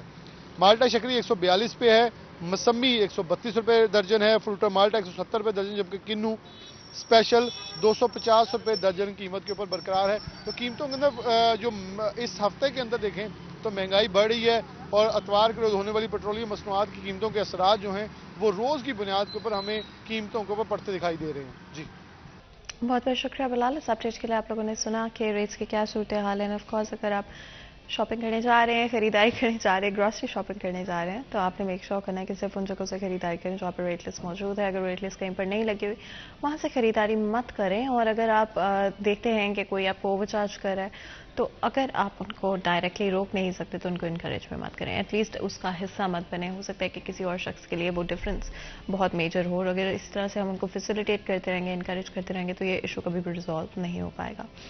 आगे बढ़ेंगे और कोशिश करेंगे कि हेल्थ के हवाले से थोड़ी सी बातचीत करें. आप जानते हैं कि हमारे लिए, हमारे प्लेटफॉर्म के लिए हमेशा कोशिश है कि आपकी हेल्थ को प्रायोरिटी बनाएं, आपके लिए डिफरेंट टिप्स, इंफॉर्मेशन, नॉलेज लेकर आएँ जिसकी बेसिस पे आप अपनी हेल्थ को लेकर बेहतर डिसीजंस ले सकते हो. At the end of the day आपकी हेल्थ कुछ डिफरेंट चीज़ों के ऊपर बेस करती है, वो चाहे आपकी डाइट हो, आपकी डे टू डे ज़िंदगी हो, आपकी डिसीजंस हो, जो आप किस तरह से अपने लाइफस्टाइल को लेकर चलते हैं, जिनके बेसिस पर आपकी हेल्थ डिटर्मिन की जा सकती है. हमारे साथ बहुत ही खास मेहमान मौजूद होंगे जिनसे आज हम बोन हेल्थ के हवाले से बात करेंगे, डिफरेंट डिजीज़ की बात करेंगे, प्रिवेंटरी Myers, treatment options and a lot more. हमारे साथ प्रोफेसर डॉक्टर नूर अकबर सयाल साहब मौजूद हैं, ऑर्थोपेडिक सर्जन हैं. आपको वेलकम करते हैं शो में. बहुत बहुत शुक्रिया आपका आज हमारे लिए, हमारे शो के लिए वक्त निकालने के लिए.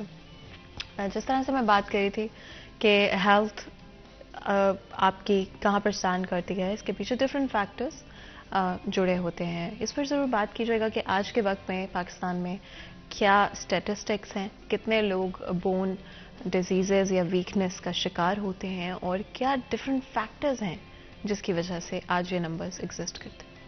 बिस्मिल्लाहिर्रहमानिर्रहीम. Thank you very much. Most important जो है वो है किसी भी इंसान का लाइफ स्पैन, यानी वो बर्थ से लेकर टिल जो उसकी डेथ होती है, लास्ट ब्रेथ होता है, ये उसका लाइफ स्पैन है. और इम्पॉर्टेंट बात ये है कि ये थ्रू आउट पूरा पीरियड जो है इसके अंदर एक कांस्टेंट सब कॉन्शियस चेंज आती है.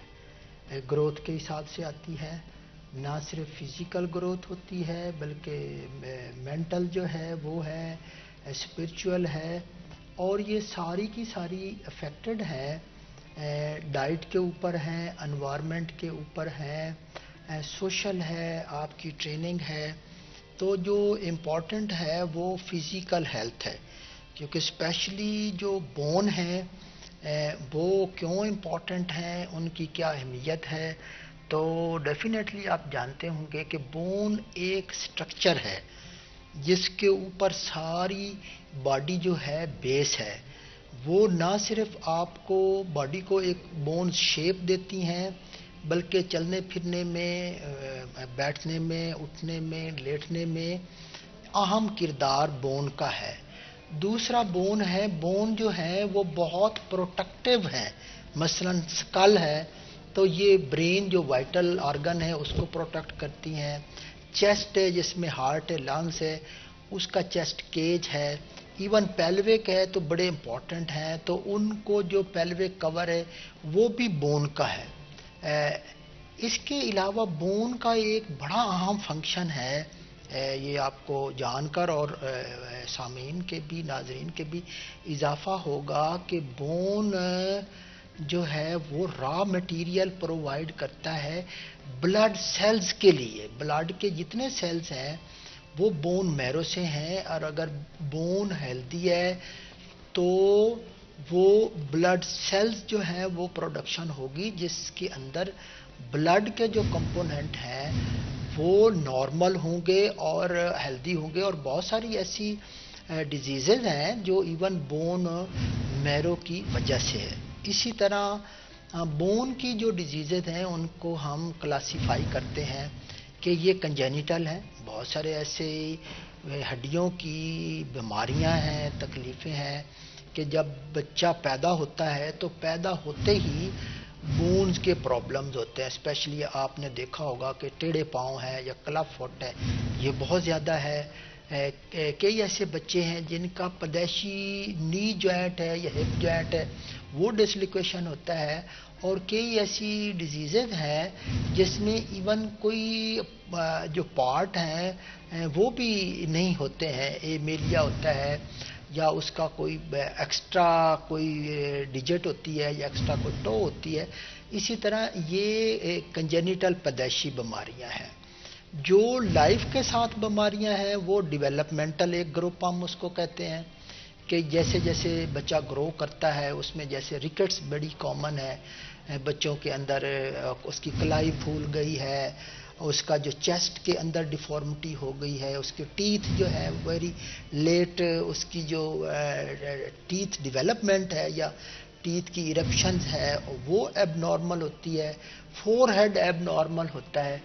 اس کے بعد جو ہماری بونز ہیں وہ ان کی اگر نارمل بھی ہے، کوئی بھی ڈیزیز نہیں ہے، تو ان کو ہیلدی رکھنے کے لیے جو ہے ایکٹیویٹی از ویری امپورٹنٹ. اچھا، اگر میں آپ سے پوچھ سکتی ہوں، بیکاز آف کورس آپ بچوں کے حوالے سے بات کر رہے تھے، گروتھ جو آپ کی ایک ایج ہے، ایک تو وہ کس ایج میں سب سے زیادہ آپ کی، اگر ہم ہائٹ کے حوالے سے بات کریں گے، بون ڈیولپمنٹ کی بات کریں تو وہ کون سی ایجز اور کس ڈیوریشن میں ہوتی ہیں؟ ڈفرینٹ پروڈکٹس جو کہ مارکیٹ میں اویلیبل ہیں جس میں پاؤڈرڈ ڈفرینٹ طرح کے فارمولاز ہیں جو کہ آپ دودھ میں ادھر ڈال سکتے ہیں یا پھر آپ پانی کے اندر ڈال کر بچوں کو دیتے ہیں، جن سے کہا جاتا ہے، کلیم کیا جاتا ہے کہ بچے کی ہائٹ اچھی ہوگی، کہا جاتا ہے کہ بچے کی بونز مضبوط ہوں گی، ڈیولپمنٹ اچھی ہوگی. کتنا اس میں سچائی ہے؟ کیا کوئی ایکچوئل فائدہ بچوں کو ہوتا ہے ان پاؤڈرڈ فارمولاز؟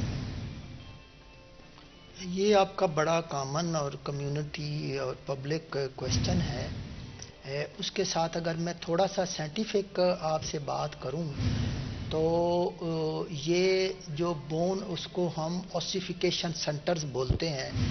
ایک پرائمری آسیفیکیشن سینٹر ہوتا ہے، ایک سیکنڈری ہوتا ہے.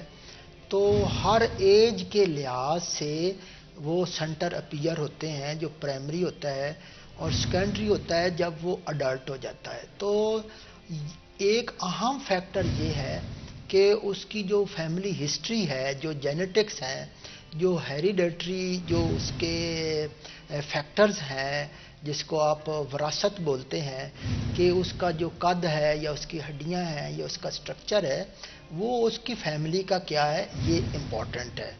دوسرا یہ ہے کہ جو کنٹرولنگ ہے، جیسے گروتھ فیکٹر ہے، کہ وہ گروتھ فیکٹر جو ہمارا نیچرل انسان کا ہوتا ہے، جو ایک ہارمونل سسٹم ہے، کہ وہ آئیدر گروتھ فیکٹر اس کا نارمل ہے یا ایب نارمل ہے، جس کو بعض کے قد بہت اونچے لمبے ایکرومیگالی کہتے ہیں، بعض کو ہم کہتے ہیں بونے ہیں، ڈوارفزم ہوتا ہے. تو یہ ایک تو ہیریڈیٹری فیکٹر اہم ہے، دوسرا گروتھ فیکٹر اہم ہے. تیسرا جو ہے وہ یہ ہے کہ ہیپ ہیزرڈلی نہیں ہے. اگر آپ نیوٹریشن کی بات کریں یا ڈائٹ کی بات کریں تو اسپیسیفک ہے کہ اتنے 1 مہینے کے بچے کی کیا ہے، یہ 6 منتھ کے لیے کیا ہے، پھر 1 ایئر کے لیے کیا ہے، آفٹر 1 ایئر کیا ہے.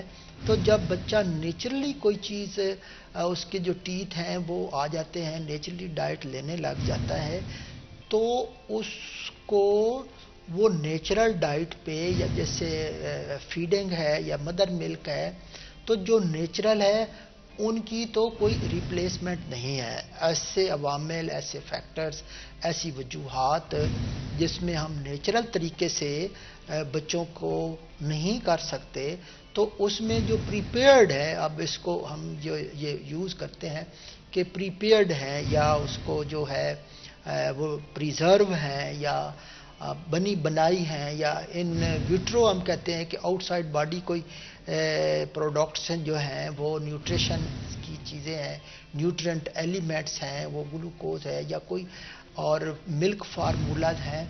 تو پھر اس صورت میں ان کو دینا بڑا ضروری ہے. یہ نہیں ہے کہ اگر نیچرل بھی نہیں دے رہے اور اس کو جو ہے وہ جو میک اپ ہے یا مین میڈ ہیں یا آرٹیفیشیلز ہیں وہ بھی نہیں دے رہے، تو ڈیفینیٹلی بچی کی جو ایک نیچرل ریکوائرمنٹ ہے گروتھ کی وہ نہیں ہوگی.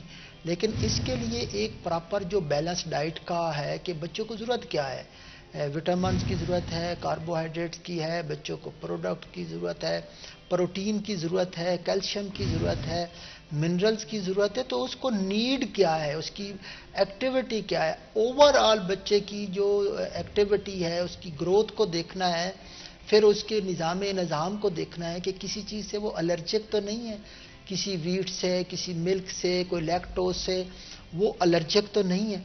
तो एक ग्रोथ की जो कांस्टेंट मॉनिटरिंग है वो बड़ी इंपॉर्टेंट है, जिसको आप ऑब्जर्वेशन कहते हैं, या आप कहते हैं कि उसके माइलस्टोन, जो हमारा मेडिकल टर्म्स है, कि वो माइलस्टोन उसके प्रॉपरली डेवलप हो रहे हैं। अच्छा, इसके हिसाब से वो प्रॉपर बैठता है, उठता है, चलता है, फिरता है। फिर उसके इनटेक है, उसके आउटपुट है बच्चे की, वो ठीक है, नॉर्मली वो हेल्दी है। और उसको उसके बारे में उसको यूज टू करना भी वेरी इंपॉर्टेंट है। अच्छा, मैं आपसे ये भी पूछना चाह रही थी कि मैल न्यूट्रिशन एंड स्टंटेड ग्रोथ आज बहुत आम है हमारे मुल्क में, and it's one of the biggest problems जो कि आज के बच्चों में, आज की जनरेशन में देखने को मिल रहा है। क्या फैक्टर्स इसमें कंट्रीब्यूट करते हैं, और क्या मैल न्यूट्रिशन से आप अपने बच्चे को बचा सकते हैं? डेफिनेटली ये जो सोसाइटी का रोल है, या गवर्नमेंट का रोल है, या हमारा जो प्रिवेंशन के हैं, जिसको आप पब्लिक हेल्थ बोलते हैं, पब्लिक हेल्थ का सेक्टर जो है वो हम उम्मीद करते हैं, एज ए अवामुन्नास उम्मीद करते हैं कि जिसमें लेडी हेल्थ वर्कर्स हैं, जिसके अंदर LHVs हैं, और हमारा पूरा पब्लिक हेल्थ का पूरा बजट है, अगर वो बजट प्रॉपरली यूज़ हो और उन बच्चों की प्रॉपर मॉनिटरिंग हो, और मदर और चाइल्ड दोनों वेरी इंपॉर्टेंट है। अगर मदर की हेल्थ प्रॉपर नहीं है और उसकी जो न्यूट्रिएंट वैल्यूज़ हैं या डाइट है, मदर अगर हेल्दी नहीं है, तो इनिशियल स्टेज के अंदर जो बच्चे की जो है वो ग्रोथ है, या बच्चे की डेवलपमेंट है, या लुक आफ्टर है, वो डिफ़िकल्ट हो जाएगी। और जो हमारी न्यूट्रिशंस हैं, न्यूट्रिएंट एलिमेंट्स हैं, कंपोनेंट्स हैं, उसको प्रॉपर तरीके से उनको अवेलेबल कराना और लोगों के रीच में होना। और रीच से मुराद ये है कि हमें जो है एक सेगमेंट वाइज उनको डिस्ट्रीब्यूट होना चाहिए। एक रेट है एक चीज़ का, तो हम नहीं सोचते हैं कि ये गरीब आदमी की पहुंच में है, उसकी इनकम कितनी है, क्या वो अपने बच्चे हैं, उसके 2 हैं 4 हैं, उसका कितना बजट है। कभी हमने किसी गरीब का बजट कैलकुलेट नहीं किया है। हम जब भी कोई रेट रखते हैं तो वो रेट हाई क्लास को देखकर रखते हैं, क्योंकि जो रेट को डिसाइड करते हैं उन्होंने कभी गुर्बत देखी ही नहीं होती है। वो अपने मुताबिक उसका बजट डिज़ाइन करते हैं। वो ये सोचते हैं कि जी ये चीज़ अवेलेबल है, मिल्क फ्रावानली अवेलेबल, उनको अवेलेबल होता है, उनको ये थॉट नहीं होता है। हमने कभी अपनी स्कीम बनाते हुए, पॉलिसी बनाते हुए, कभी गरीब लोगों को तो शामिल ही नहीं किया कि उनके क्या मसाइल हैं। तो जो मेल न्यूट्रिशन है वो अनअवेलेबिलिटी ऑफ जो डाइट है, न्यूट्रिशन है, जो उसका फूड है, अगर आप इसको इन बल्क ऑफ फूड का नाम दें, जिसमें जो सॉलिड फूड है या उसमें लिक्विड है, या इवन साफ पानी की जो अवेलेबिलिटी है, अच्छा पानी है, हेल्दी जो वाटर है, उसकी अवेलेबिलिटी नहीं है। फिर जो मिल्क है वो तो आपको पता है कि जो प्योर मिल्क है वो मिल्क का होना बड़ा इम्पॉर्टेंट है। तो ये जिम्मेदारी एज ए होल जो है वो पूरी कम्युनिटी की है, पूरे माशरे की है, सिविल सोसाइटी की है, जो साहिब हैसियत है उनकी भी है, जो साहिब इक़्तिदार हैं उनकी भी है, और उनका एक पूरा जो है वो कोई कैलकुलेशन होनी चाहिए।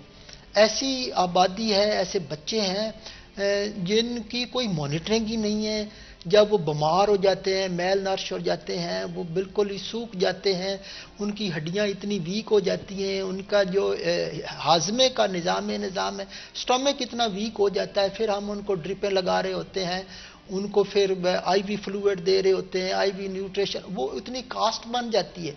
जबकि अगर हम उनके इंश्योर करें, और उसका जो बेहतरीन तरीका ये है, जो मेरी ऑब्जर्वेशन अब तक as a doctor a professional یا جو میری پبلک ڈیلنگ ہے یا جیسے میں پیشنٹ دیکھتا ہوں کہ کمیونٹی کے اوپر ہمیں بیسک سٹرکچرز کے اوپر جو زور دینا چاہیے کہ ہمارا جو ایک یونین کونسل کا لیول ہے, ہمارا ایک محلہ لیول ہے, یا ہمارا ایک سوسائٹی لیول ہے, یا ایک ہمارا ایریا ہے, ایک آپ جیسے ایک ایریا تھانے کا ہے, جیسے ایک کانسٹیٹیوشن ہے ہم ایم پی اے کا کرتے ہیں یا ایم این اے کا کرتے ہیں, تو ہمیں ایک جو سیگمنٹ کے اوپر لوور لیول کے اوپر ہمیں کمیونٹی سینٹرز پراپرلی ڈیولپ ہونے چاہیے, ان کی پراپر مانیٹرنگ ہونی چاہیے, ان کا پراپر ڈیٹا ہونا چاہیے, ان کے جو پیرامیٹرز ہیں کہ بچے کا ویٹ کتنا ہے, اس کی ہائٹ کتنی ہے, اس کی گروتھ پراپرلی ہو رہی ہے, یہ فزیکل ہے. لیکن اس کے ساتھ ساتھ ہمیں ان کی ایجوکیشنل جو ٹریننگ ہے, ان کی جو مینٹل ٹریننگ ہے, اور ان کو یوزفل سوسائٹی کا ممبر بنانا, یہ ویری امپورٹنٹ ہے. تو چارٹس اویلیبل ہیں. اب اگر ڈائٹ پہ جائیں تو آپ کو ہر ڈائٹ کی کیلریز مل جاتی ہے, اس میں کتنی کیلریز ہیں, اس میں کتنی اے ٹی پیز, کتنی انرجیز اس کو ضرورت ہے, یا اس بچے کو کتنی کاربوہائیڈریٹ کی ضرورت ہے. ایون بچے سے لے کر بڑی عمر تک بھی ویری امپورٹنٹ ہے. ہم ایک ہی فارمولے پہ رہتے ہیں. ظاہر ایک ینگ ہے جو ایکٹیو ہے, جو ٹیک پارٹ کر رہا ہے, جو ورک کر رہا ہے, اس کی ڈائٹ کی ریکوائرمنٹ اور ہے, جو بیمار ہے اس کی ڈائٹ کی ریکوائرمنٹ اور ہے, جو شوگر والا ہے اس کی اور ہے, جو اولڈ ایج میں چلا جاتا ہے جیسے آسٹیوپروسس ہو جاتا ہے, ہڈیوں کا بربرا پن ہے, آسٹیوملیشیا ہو جاتا ہے, یا اس کو اولڈ ایج میں اس کا سٹمک ویک ہو جاتا ہے, تو اولڈ ایج کی جو ڈائٹ پلان ہے یا اس کی نیوٹریشن ہے وہ مختلف ہے, اس کی ڈیلی ایکٹیویٹیز مختلف ہیں, ان کی مینٹلز کی جو اس کی ڈائٹ ہے, مینٹل ڈائٹ میں اس کو کہوں گا کہ یہ ویری امپورٹنٹ ہے. میں نے کئی جو بڑی ایج کے میرے پاس آتے ہیں جو ان کا فریکچر ہو جاتا ہے, ہپ فریکچر ہو جاتا ہے, یا ان کی کلائی کا فریکچر ہو جاتا ہے, یا ان کے ورٹیبرا کا فریکچر ہو جاتا ہے, تو میں جب ان کو انالیسز کرتا ہوں یا ان کو جب ان کو ڈائگنوز کرتے ہیں تو وہ آسٹیوپروسس ہوتا ہے اور کافی عرصے سے چل رہا ہوتا ہے, اور بالکل ٹریویل انجری ہوتی ہے, وہ بس باتھ روم میں گیا ہے گر گیا ہے, وہ بس چوٹ لگی ہے گر گیا ہے. تو وہ ان کو اس وقت جو مینیج کرنا پیشنٹس کے لیے, فیملی کے لیے, سوسائٹی کے لیے, یہ it is very very difficult. اچھا, یہ ضرور بتائے گا کہ اس کا ڈائگنوسس کیا ہوتا ہے, ٹریٹمنٹ کیا ہوتا ہے؟ دیکھو, اس کا ڈائگنوسس ویری کامن ہے. سب سے پہلے میں اپنے جو اسٹوڈنٹس کو یا ہمارے ٹیچرز نے بھی ہمیں بتایا کہ میڈیکل کا کوئی بھی ایشو ہے تو فرسٹ امپارٹنٹ ہے کہ آپ وقت نکال کر پوری ہسٹری لیں. ہسٹری ہم یہ ہوتی ہے کہ جو مریض ہمیں اپنی تکلیف بتاتا ہے, پھر اس کو کلیریفائی کرنے کے لیے ہم اس سے کویسچن کرتے ہیں, یا وہ اگر نہیں بول سکتا تو جو اس کو لے کر آ رہا ہے اس کا یا اس کا اٹینڈنٹ ہوتا ہے, اس کو ہم ہسٹری بولتے ہیں. پھر میری اپنے اسٹوڈنٹ سے بھی ہوتی ہے کہ آپ اس کو چیک کریں, ایگزامن کریں, اس کا پوری طرح اس کا بلڈ پریشر ہے, وائٹل ہے, اس کا آپ انسپیکشن ہے جس کو ہم پیلپیشن بولتے ہیں, اس کی میجرمنٹ کریں, اس کا جو پورا چیک اپ کریں. پھر اس کے ڈیزائن کریں کہ کیا ضروری ٹیسٹ اس کو ضرورت ہے جو آپ کے ڈائگنوسس میں ہیلپ کرتے ہیں, جیسے ایکس رے ہے, جیسے ڈیکسا ہے, اسی طرح بون منرل ڈینسٹی ہے, سیرم کیلشیم ہے, وٹامن D3 ہے, اس طرح کا اس کا سی بی سی ہے, یوریا شوگر ہے, آپ کو اس کے لیور فنکشن ٹیسٹ ہے اگر ضرورت ہے. اگر آپ کلینکلی دیکھتے ہیں کہ اس کے لیور کو ایشو ہے تو پھر لیور ٹیسٹ کرائیں. اگر آپ یہ بھی امپورٹنٹ ہے ڈسکس کرنا کہ ریگولر ٹیسٹنگ کتنی امپورٹنٹ ہے, because usually it isn't until کہ آپ کو کوئی پرابلم ہوا کہ آپ یوزلی ڈاکٹر کے پاس جا رہے ہوتے ہیں. That is a but concerning in today's time کہ آپ کیوں ریگولر چیک اپس نہیں کراتے جب پتہ ہے کہ کروانا چاہیے. اینڈ اگر آپ کی اجازت ہو, اس سے پہلے کہ ہم مزید گفتگو کریں, بریک لیتے ہیں. کہیں میں چاہے ہمارے ساتھ رہی.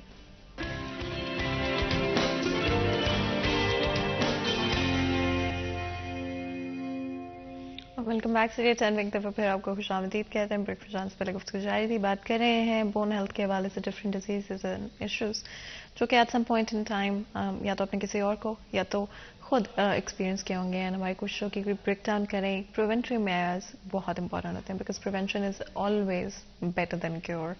اینڈ اس لیے میں پوچھ رہی تھی ریگولر ٹیسٹنگ بریک سے امپورٹنس؟ پہلے آپ پوچھ رہے تھیں کہ ریگولر ٹیسٹنگ کی کیا امپورٹنس ہے، اور آپ نے وہ کیا یہ پہلے ہی پریونشن میں بتا بھی ہیلپ دیا کر کہ سکتے ہیں؟ Prevention is better than cure. تو ریگولر ٹیسٹ میں ہم ان کو بولتے ہیں اسکریننگ ٹیسٹ. اگر آپ اینولی ایکس رے چیسٹ کروا لیتے ہیں، اینولی کمپلیٹ بلڈ کاؤنٹ کروا لیتے ہیں، بلڈ یوریا شوگر کروا لیتے ہیں، آپ ایل ایف ٹی اور لیور فنکشن اور کڈنی فنکشن ٹیسٹ کروا لیتے ہیں، تو آپ کی جو ڈائگنوسس وائز ٹیسٹ وائز اگر کوئی آپ کو ڈیزیز ہے تو وہ انڈیکیٹ ہو جاتی ہے. سوائے کہ جو بڑی ایج کے لوگ ہیں جو 60 اباؤ ہیں وہ اگر ای سی جی یا ایکو کارڈیوگرافی انکلوڈ کر لیں، لیکن یہ اسکریننگ ٹیسٹ ہے، اس سے آپ کو پتہ چل جاتا ہے اور آپ کو ایک ٹائم فریم ریفرنس مل جاتا ہے کہ 1 سال پہلے میری یہ چیزیں بالکل ٹھیک تھیں، اب ان میں کوئی چینج آ رہی ہے. ایک یہ ہے کہ آپ منتھلی جو ہے وہ اپنے وائٹل سائن چیک کروا لیں، اگر آپ کو کوئی پرابلم ہے تو وہ آپ کا پک اپ ہو جائے گا. دوسرا یہ ہے کہ ایجوکیشن کے اندر یہ ہے کہ کچھ سائن سمٹمز جو ہیں وہ بڑی امپورٹنٹ ہے. آپ کو بہت زیادہ ٹمپریچر ہونے لگ گیا ہے یا کوئی کھانسی ہونے لگ گئی ہے یا بخار ہو گیا ہے تو پھر بھی آپ کو ارلی چیک اپ کروا لینا چاہیے. آپ کا ویٹ، آپ کی ہائٹ، آپ کی ڈیلی ایکٹیویٹی، جو بھی کام آپ کا آفیشیل آپ کر رہے ہیں، جب آپ فیل کریں کہ اس کے اندر آپ کو کوئی تھکاوٹ آ رہی ہے، وہ کام پراپر طریقے سے ہو نہیں رہا، یعنی کہ فٹیگ آپ اگر فیل فٹیگ آ گئی ہے، آپ کا وہ کوئی جو کام ہے پراپرلی نہیں آپ سے ہو رہا، تو بھی آپ ارلی اس کا چیک اپ کروائیں گے تو اس سے بہتر ہو جائے گی. لیکن جیسے پریونشنز کا ہے کہ آپ اپنا ٹائم شیڈول رکھیں، آپ اپنی واک کریں، اپنے ٹائم پہ آپ اپنی ڈائٹ لیں، ٹائم پہ آپ سوئیں، آپ کا جو ورک ہے وہ آپ اسی دن کریں، اس کو آپ پوسٹ پون نہ کریں، ایک کیپیسٹی کے مطابق اپنا کام کریں. جو بھی آپ کام کر رہے ہیں دنیا میں، آپ اس کے اندر جو ہے ایکوریسی پیدا کریں، اس فائدہ کریں، اس کام کو فائدہ مند کام کریں. یہ کام صرف کام نہ کریں بلکہ اچھا کام کریں. کام کی بھی 2 قسمیں ہیں، ایک کام ہے وہ بھی کرتے ہیں، وہ برا کام ہوتا ہے یا بیڈ کام ہوتا ہے، ایک اچھا کام ہے. اچھا کام آپ اس وقت ہی کر سکیں گے جب آپ بیلنس ڈائٹ لیں گے، آپ ریگولر ایکسرسائز کریں گے، آپ کا ٹائم ٹیبل جو ہے وہ اکارڈنگلی آپ کا ٹائم فریم ہوگا اور پازیٹیو تھنکنگ ہوگی. جب تک آپ کی پازیٹیو تھنکنگ نہیں ہوگی، آپ صبح سے لے کر شام تک یہ سوچیں کہ آج میں نے کیا اچھا کام کیا ہے جس سے دوسرے لوگوں کی بھلائی ہوئی ہے، میرے ہاتھ سے ہوئی ہے، میری زبان سے ہوئی ہے، میرے ایکشن سے ہوئی ہے. وہ جو بھلائی کے کام ہوں گے وہ آپ کی مینٹل ہیلتھ کو یا دماغ کو سکون دیں گے، آپ کو وہ مطمئن کریں گے. آپ کا دماغ سکون میں ہوگا تو آپ کا ہارٹ سکون میں ہوگا اور آپ کی باڈی بھی سکون میں ہوگی. لیکن اگر ڈیزیز ہے جی تو ارلی اس کو ڈائگنوز کرائیں اور کوشش کریں کہ سٹارٹ ہی کوالیفائڈ ایکسپیرینس بندے سے کروائیں. میرا 40 سال کا تجربہ یہ ہے کہ میرے پاس یا اکثر جو کنسلٹنٹس کے پاس یا سینئر لوگوں کے پاس لوگ اس وقت جاتے ہیں جب ان کے ملٹیپل آرگنز کا پرابلم ہو چکا ہوتا ہے. اچھا، آپ نے ایک بہت امپورٹنٹ بات کی، غلط ڈائگنوسس. کیا یہ ممکن ہوتا ہے اور کتنے % چانسز ہوتے ہیں کہ اگر آپ ایک ان ایکسپیرینس بندے کے پاس چلے گئے یا آپ ایک ان ایکسپیرینس ڈاکٹر کے پاس چل کے یا پھر کسی بھی فیکٹر کی وجہ سے آپ غلط ڈائگنوز ہو جاتے ہیں، آپ کو غلط ٹریٹمنٹ مل جاتا ہے، کتنا ڈینجرس ہو سکتا ہے؟ ایک دفعہ آپ کو اندازہ ہو جائے کہ دیٹس ہیپننگ، کیا کرنا چاہیے؟ دیکھو، ایک ٹرم ہے میڈم کوالیفائڈ، ایک ٹرم ہے ایکسپیرینس، ایک ٹرم ہے ایکسپرٹ، ایک ٹرم ہے کنسلٹنٹ. یہ ساری ٹرمز آپ کو وقت کے ساتھ آتی ہیں. اگر آپ نے اپنا پراپر نالج نہیں، ایک ہیومن باڈی ہے، آپ نے اس کو اناٹمی آپ اس کی نہیں جانتے، آپ اس کے آرگن کی پراپر فزیالوجی نہیں جانتے تو آپ کو اس کی بیماری کا پتہ ہی نہیں چل سکتا.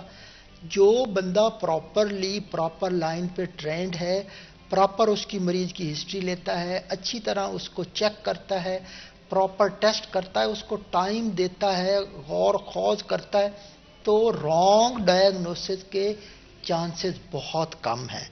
اگر آپ پراپر اس میں ریڈ نہیں کر سکتے ہو, مریض کو چیک نہیں کر سکتے ہو, آپ کا ایکسپیرینس نہیں ہے, آپ نے کسی پراپر سینٹر پہ کام نہیں کیا ہوا, آپ نے کسی ٹیچرز کے انڈر کام نہیں کیا ہوا, تو آپ کے ڈائگنوسز رانگ ہوں گے. Wrong diagnoses will lead to wrong treatment. Wrong treatment will lead to complication and complication will lead to death. یہ تو پورا پراپر یہ طریقہ ہے. Good history, good examination will lead to accurate diagnosis, اور accurate diagnosis ہوگا تو اس کی ایکوریٹ ٹریٹمنٹ ہوگی, اور usually with the blessing of almighty Allah that will lead to the recovery. یہ چیزیں بڑی امپورٹنٹ ہیں, اور اس کے جو مانیٹر کرنا ہے, پیشنٹ کو پراپر اسیس کرنا ہے کہ ایفیکٹ آف ٹریٹمنٹ کیا ہے. جو آپ ٹریٹمنٹ دے رہے ہیں اس کو مانیٹر بھی کرنا بہت ضروری ہے. میرے بہت سارے پیشنٹ ہیں, وہ ٹھیک ہوتے ہیں, ایک ان کو کوئی پرابلم ہے, وہ پرابلم اور ہے, اس کی انہوں نے ٹریٹمنٹ لے لی, وہ ٹھیک ہو گئے. نیکسٹ ٹائم ان کو پرابلم ہی اور, انہوں نے پہلے والی ٹریٹمنٹ لے لی, اسی سے کرتے رہے, یا وہ ٹریٹمنٹ اگلے کو دے دی کہ آپ بھی یہ کریں, اس نے اگلے کو دے دی. تو سیلف میڈیکیشن بہت زیادہ ہے اس کے اندر. اب تو خیر بہت ساری فیسلٹیز بھی ہیں, نالج بھی ہے. بعض اوقات یہ ہوتا ہے کہ آپ کا نالج ہوتا ہے, آپ صرف نالج بیس کے اوپر اپنی ٹریٹمنٹ سیلف ٹریٹمنٹ کر لیتے ہیں, یا بہت سارے لوگ اس کی ٹریٹمنٹ کر لیتے ہیں. نالج ہونا الگ ہے, پریکٹس ہونا الگ ہے. جب آپ اس کو نالج کو پریکٹیکلی اپلائی کر کے اس کو مانیٹر کرتے ہیں, ان کے ریزلٹس دیکھتے ہیں, پھر آپ کو پتہ چلتا ہے کہ اس کے کیا ایفیکٹ ہے. تو یوزولی جو میل ٹریٹمنٹ ہے, آپ اس کو میل ٹریٹمنٹ کہہ لیں کہ ٹریٹمنٹ تو ہوتی ہے لیکن وہ ایکوریٹ نہیں ہوتی ہے. اسی طرح ہمارے جو اسپیشلی ہڈیوں کے جو فریکچرز ہیں, یا ان کا ٹراما ہو جاتا ہے, ہڈیاں ٹوٹ جاتی ہیں, ڈسلوکیٹ, اس میں اگر وونڈ ہے تو اس کی ٹریٹمنٹ ہی ٹوٹلی ڈفرینٹ ہے. میں نے ایسے بہت سارے پیشنٹ دیکھے ہیں کہ بون کا فریکچر ہے, اس کا زخم ہے, اس کے اوپر کسی نے بھی پھٹیاں باندھ دی ہیں, اوپر پلستر کر دیا, اوپر اندر سے وہ سارا سکن ہی اس کی گل گئی ہے, اس کا وونڈ ہی. اب دیکھو, اب جدید ٹیکنیک سے یہ ہے کہ آپ پنے لگا دیتے ہیں, وونڈ سارا اس کا اوپر رہتا ہے, آپ وونڈ اس کی کیئر کرتے رہتے ہو. تو ایک چیز امپورٹنٹ ہے, سپلائی لائن. یہ سپلائی لائن آپ کی پبلک ورڈ ہے. ہماری جو سپلائی لائن ہیومن بینگ کی ہے وہ ہے اس کی بلڈ سپلائی. اگر آپ کی بلڈ سپلائی کٹ جاتی ہے, میں نے اتنے پیشنٹ دیکھے ہیں کہ ان کو وونڈ ہوا ہے, کہیں وہاں کھڑے ہیں لوگ, انہوں نے اس کو باندھ دیا ہے کسی سے, ان کی جو ٹانگ ہی باندھ دی ہے, بازو باندھ دیا, تو جب تک وہ ڈاکٹر کے پاس پہنچتے ہیں تو وہ ان کو جو ہے وہ گینگرین ہو چکی ہوتی ہے, وہ بلیک ہو چکے ہوتے ہیں, اور وہ بعض اوقات پوری اس کی ایمپوٹیشن کرنی پڑتی ہے. تو اسی طرح جب آپ ایز اے سرجن کام کر رہے ہیں تو سرجن کا کام یہ تھوڑا ہے کہ وہ جیسے چاہے وہ سرجری کرے. اس میں پراپر اس کی اپروچ ہوتی ہے, کہاں ویسل ہے, کہاں نرو ہے, کہاں مسل ہے, اس کو کیسے اپروچ کر کے جانا ہے, بون کو ہولڈ کس طرح کرنا ہے, اس کی سافٹ ٹیشو کس طرح سیو کرنی ہے, مس ہینڈلنگ نہ ہو, پراپر اس کی فکسیشن ہو, پراپر اس کی ڈریننگ ہو, پھر اس کی پراپر میڈیکیشن ہو, پراپر اس کا فالو اپ ہو. کوئی بھی ٹریٹمنٹ ہے, چاہے سرجیکل ٹریٹمنٹ ہے یا میڈیکل ٹریٹمنٹ ہے, اس کے جو ایتھکس ہیں, جو جنرل گائیڈ لائنز ہیں, جو WHO کی گائیڈ لائن ہے, جو ہماری ٹریننگ گائیڈ لائن ہے, اگر اس کے پراپرلی اس کو ہوتا ہے, اور اسی حساب سے جو ایڈمنسٹریشن میں ہیں, MS صاحبان ہیں یا ہیلتھ کیئر پرووائڈر ہیں, وہ ڈاکٹروں کو اسی طرح فیسیلیٹیٹ کریں. تو میں ہمیشہ کہتا ہوں کہ گڈ ریزلٹس ایک تو ڈیپینڈ کرتا ہے کہ پراپر پیشنٹ, اسپیسیفک پیشنٹ ہو. جس پیشنٹ کو آپ ٹریٹ کر رہے ہیں اس کے بارے میں آپ کو پورا معلوم ہو کہ وہ مریض کیا ہے, اس کے اندر اور کیا بیماریاں ہیں, اس کو مسئلہ کیا ہے. ایک دوسرا, جو ڈاکٹر ٹریٹ کر رہا ہے وہ پراپرلی ٹرینڈ ہو, نالجیبل. تیسری امپورٹنٹ میڈم بات یہ ہے کہ آپ کے پاس پراپر فیسیلیٹیشن ہو, پراپر اکوپمنٹ ہو, انفراسٹرکچر ہو, پراپر آپ کو میڈیکیشن ہو. اور چوتھا امپورٹنٹ ہے فالو اپ. میں ہمیشہ یہ کہتا ہوں, اچھا آپریشن میں نے کیا ہے یا کسی اور نے کیا ہے, بڑا وہ فالو اپ ہی نہیں ہوا ہے, ابھی اس کی ٹریٹمنٹ ہی مکمل نہیں ہوئی, تو درمیان میں کوئی اور مشورہ دینے والا آ جاتا ہے, کہیں پیشنٹ چلا جاتا ہے, اس کی پراپر وونڈ کیئر نہیں ہوتی ہے, اس کی پراپر ڈریسنگ نہیں ہوتی ہے, پراپر میڈیکیشن نہیں ہوتی. اور اس کے بعد ایک اسپیشلی چونکہ میرا شعبہ ہڈی جوڑ پٹھے کا ہے میڈم, تو اس میں ریہیبلیٹیشن از ویری امپورٹنٹ. اب زلزلہ آیا تو آپ کہتے ہیں ریہیبلیٹیشن ہو گئی, یا کوئی ارتھ کوئک آیا, کوئی بھی چیز ہے تو ریہیبلیٹیشن ہیلتھ کے اندر بھی ہے کہ ایک دفعہ انجری ہو گئی ہے, بون کو انجری ہوئی ہے, مسل کو انجری, تو وہ نکارا ہو گئے, اس کو دوبارہ سے چلانا, اس مسل کو چلانا, اس جوڑ کو چلانا, اس ہڈی کو چلانا, اس کو ریہیبلیٹیشن کہتے ہیں. پھر اس کو پروفیشنلی کمپیٹنٹ کرنا, جو وہ کام کر رہا ہے وہ کام پہ کیسے جا رہا ہے, آپ نے اس کو کوئی کرچز دینی ہے, کوئی ویل چیئر دینی ہے, کوئی ویسے سپورٹ دینی ہے. اینڈ آف کورس یہ جب ہڈیوں کی بات کرتے ہیں تو یہ ایشوز بڑے سینسٹیو ہوتے ہیں, اوور ٹائم اگر آپ ان کو اگنور کرتے رہیں گے تو یہ میجر ایشوز بن سکتے ہیں. کسی چوٹ لگنے کے بعد آپ ٹریٹمنٹ صحیح نہیں کراتے تو ہو سکتا ہے مومنٹریلی آپ ٹھیک ہو جائیں, لیکن لانگ ٹرم ایک سرٹن ایج کے اوپر جا کے یوزلی لوگوں کو دوبارہ سے اس کا ٹریٹمنٹ کرانا پڑتا ہے. مزید گفتگو کریں گے لیکن اس سے پہلے ایک بریک لیتے ہیں. کہیں میں جائے گا, میرے ساتھ رہے گا.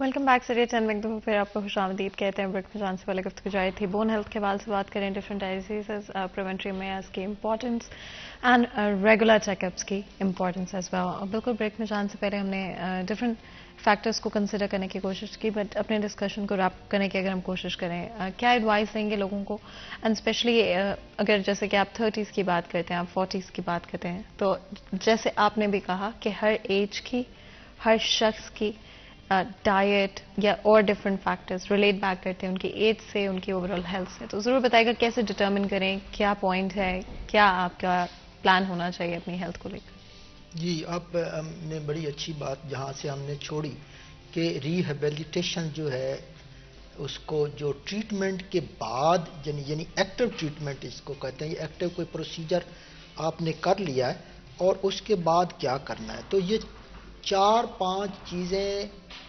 یہ ہر مریض کے بارے میں وہ بالکل پتہ, اس کی ایج کیا ہے نمبر 1, وہ اس کو وہی بیماری ہے جو آپ علاج کر رہے ہیں یا اس کی اور بھی ساتھ کوئی ڈیزیزز ہیں, 2 ہے. تیسری بات یہ ہے کہ جو آپ نے ٹریٹ کیا ہے وہ ایکوریٹ ٹریٹمنٹ کی ہے, اور نمبر 4 وہ کامیابی جو اس کا ایک سائیکل ہے یا پیریڈ ہے کہ آپ کے ججمنٹ میں یا ہر ڈیزیز کی اسپیسیفیکیشن میں کہ یہ 1 مہینہ ہے, 2 مہینے, 3, کیا وہ پیریڈ پراپرلی آپ اس کو فالو اپ کر رہے ہیں. اس کو آپ فالو اپ کہتے ہیں کہ فالو اپ پراپر ہے کہ نہیں ہے. اس کے بعد جو ریہیبلیٹیشن کا مطلب یہ ہے کہ اگر ایک ہڈی ٹوٹ گئی ہے تو وہ پراپرلی نیئر نارمل جڑ جائے اپنی جگہ پہ. اسی طرح جوائنٹ ہے تو جوائنٹ کی جو موومنٹ ہے, رینج آف موومنٹ, مثلا میری یہ کلائی ہے, یہ اس کی رینج آف موومنٹ ہے. یہ اسی طرح کونی ہے تو یہ اس کی رینج آف موومنٹ ہے. نی ہے, یہ نارمل رینج آف موومنٹ ہمارے اٹھنے, بیٹھنے, لیٹنے پروفیشنلی ضروری ہے. یہ رینج آف موومنٹ واپس آئی ہے کہ نہ آئی ہے. پھر اس رینج آف موومنٹ کو دیکھو, اگر مسل ہی اسٹرانگ نہیں ہے تو رینج آف موومنٹ نہیں ہوگی. تو پھر مسل کی اسٹرینگتھ کو انکریز کرتے ہیں. اس کے بعد اگر آپ نے کیا یہ میں نے یہ کپ آف ٹی بھی لیا ہے تو مجھے پتا یہ کپ آف ٹی ہے, تو یہ مجھے سنسیشن ہے, اس کی سنسیشن کو بحال کرنا, پھر فنکشن کو بحال کرنا, اس کو موٹر کہتے ہیں. یہ ساری چیزیں امپورٹنٹ ہیں, یہ ٹائم ٹیکنگ ہے. اس کے لیے پراپر موڈیلٹیز ہوتی ہیں, پراپر سیشن ہوتے ہیں, پراپر پروگرام ہوتے ہیں. اس کو ہم ڈسکس کرتے ہیں مریض کے ساتھ کہ وہ کتنی رینج میں پہنچا ہے, اب وہ کون سا کام کر سکتا ہے. اگر وہ لوور لمب کی انجری ہے تو کب اس نے کرچز یوز کرنی ہے, کب اس نے پارشل ویٹ ڈالنا ہے, کب اس نے ہاف ویٹ ڈالنا ہے, کب فل ویٹ ڈالنا ہے, کب اس نے انڈیپینڈنٹ کرنا ہے. یہ 3 سے 4 مہینے کا پراپر یہ بھی ٹریٹمنٹ ہے. ہم تو ایک دفعہ سرجن باہر نکلا تو ٹریٹمنٹ ختم نہیں ہوتی. Treatment is a complete course. جب آپ کمپلیٹ کورس کرتے ہیں تو ریکوری از ویری گڈ. تو جو ہمارا انٹرنیشنل سٹینڈرڈ ہے کہ اگر ایکسیلنٹ رزلٹ آئے ہیں یا گڈ رزلٹ آئے ہیں یا سیٹسفیکٹری ہیں یا پور ہیں یا فیئر ہیں یا پور ہے, تو یہ رزلٹ نہیں ہونے چاہیے. ہماری اسٹرگل یہ ہونی چاہیے کہ ہمارا رینج سیٹسفیکٹری ٹو ایکسیلنٹ ہونا چاہیے, اور وہ اسی صورت میں ہے جب آپ پراپرلی اس کو فالو اپ کرتے ہیں. تو فالو اپ میڈم بہت ہی ضروری ہے. اب یہ تو فالو اپ ہے جو ڈاکٹر کے حصے کا ہے. ایسے ہی فالو اپ اس کی فیملی کے حصے کا بھی ہے کہ کیا وہ اس دوران اس کو، اس کے بچوں کو، اس کے جو ہے فیملی ہے، کیا وہ جو سفرنگ اس کی ہوتی ہے اس کو لک آفٹر کرتا ہے. اسی طرح سوسائٹی کا ہے، اسی طرح صاحب اقتدار کا ہے، اسی طرح ہماری کمیونٹی کا ہے، ہمارے پبلک ہیلتھ کا ہے. جہاں وہ امپلائی ہے، اس کا مالک ہے کوئی یا گورنمنٹ امپلائی ہے، تو اس کے جو جاب ہے، جاب ریسٹوریشن ہے یا جاب کے اندر اس کو کوئی ریلیکسیشن ہے، یہ بھی فالو اپ کا حصہ ہے. جب تک وہ ایک پیشنٹ میرے پاس اگر آیا ہے، وہ اگر ٹھیک ہو گیا، اس دوران اس کا جاب ہی ختم ہو گیا، تو وہ مینٹلی طور پہ تو ٹھیک نہیں ہے، وہ تو ڈسٹرب ہوگا، اس کی ساری فیملی ڈسٹرب ہوگی، اس کے بچوں کی سکولنگ ڈسٹرب ہوگی، اس کا بجٹ ڈسٹرب ہو گیا. تو یہ چیزیں اکارڈنگلی ہیں. تو یہ تھوڑا فالو اپ ہے، اس میں ہر قسم کی اس کو فالو اپ ایک ڈیزیز بندے کو ہونا چاہیے. اور وہ اسی صورت میں ہے کہ جب ہم ویل اکوپڈ سینٹر کریں اور ہم روڈ سیفٹی کریں. ہم اس کی جو ہمارے روڈ کی سیفٹی ہے وہ نہیں ہے، روڈز کی حالت بے شمار خراب ہے. اتنے ایکسیڈنٹ جو روڈ ٹریفک ایکسیڈنٹ ہے وہ بہت زیادہ ہے. اچھا، ہائیجین ایک بڑا آف کورس ٹربلنگ فیکٹر ہے، ریالٹی ہے ہمارے، چاہے وہ ہم ہاسپٹلس کی بات کرتے ہیں یا اپنی ڈے ٹو ڈے لائف میں، وہ چاہے پرسنل ہائیجین ہو یا ہماری اسپیس کی ہائیجین. ضرور بتائیے گا ہائیجین کا کیا امپیکٹ ہوتا ہے اوور آل ہماری ہیلتھ کے اوپر، اور ہاسپٹلس میں سرجریز کے دوران اگر ہائیجینک کنڈیشنز نہ ہوں تو وہ کس طرح سے پیشنٹس کو نیگیٹولی امپیکٹ کر سکتے ہیں؟ میڈم یہ تو بالکل اٹل فیصلہ ہے کہ جو صفائی ہے وہ نصف ایمان ہے، ایک اس لحاظ سے. دوسرا آپ جو وضو کو دیکھیں کہ جو ہمارے ایکسپوز پارٹ ہیں اس کو ہم 5 ٹائم اے ڈے واش کریں، حالانکہ یہ عبادت کا حصہ ہے اور اس میں ثواب ہے اور فرض ہے ہم نے کرنا.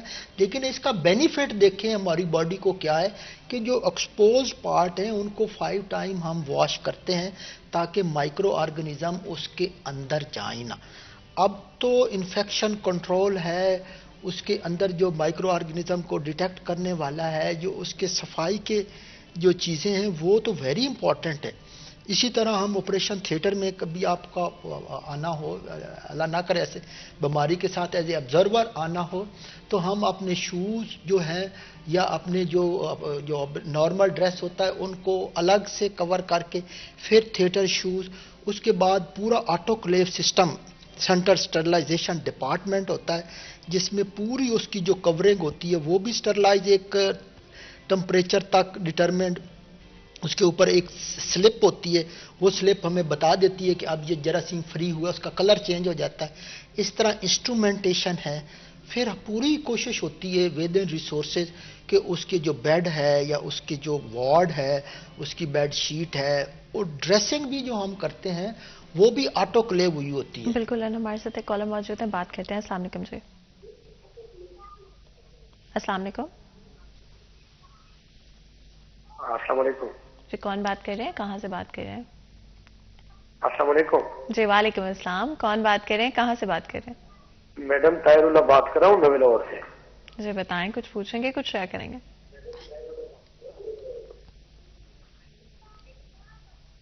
میڈم عرض یہ ہے، پہلے تو یہ آپ لوگوں کا بہت شکریہ، آپ نے ڈاکٹر صاحب کو اپنے شو میں بلایا ہے. دوسری بات یہ ہے میڈم کہ بچی ہے، اس کی عمر 17 سال ہے، اس کے ریلیٹیو تو نہیں ہے. میں نے کہا شاید ڈاکٹر صاحب کوئی مشورہ بہتر دے سکے. یہ دانت اس کے بر رہے ہیں.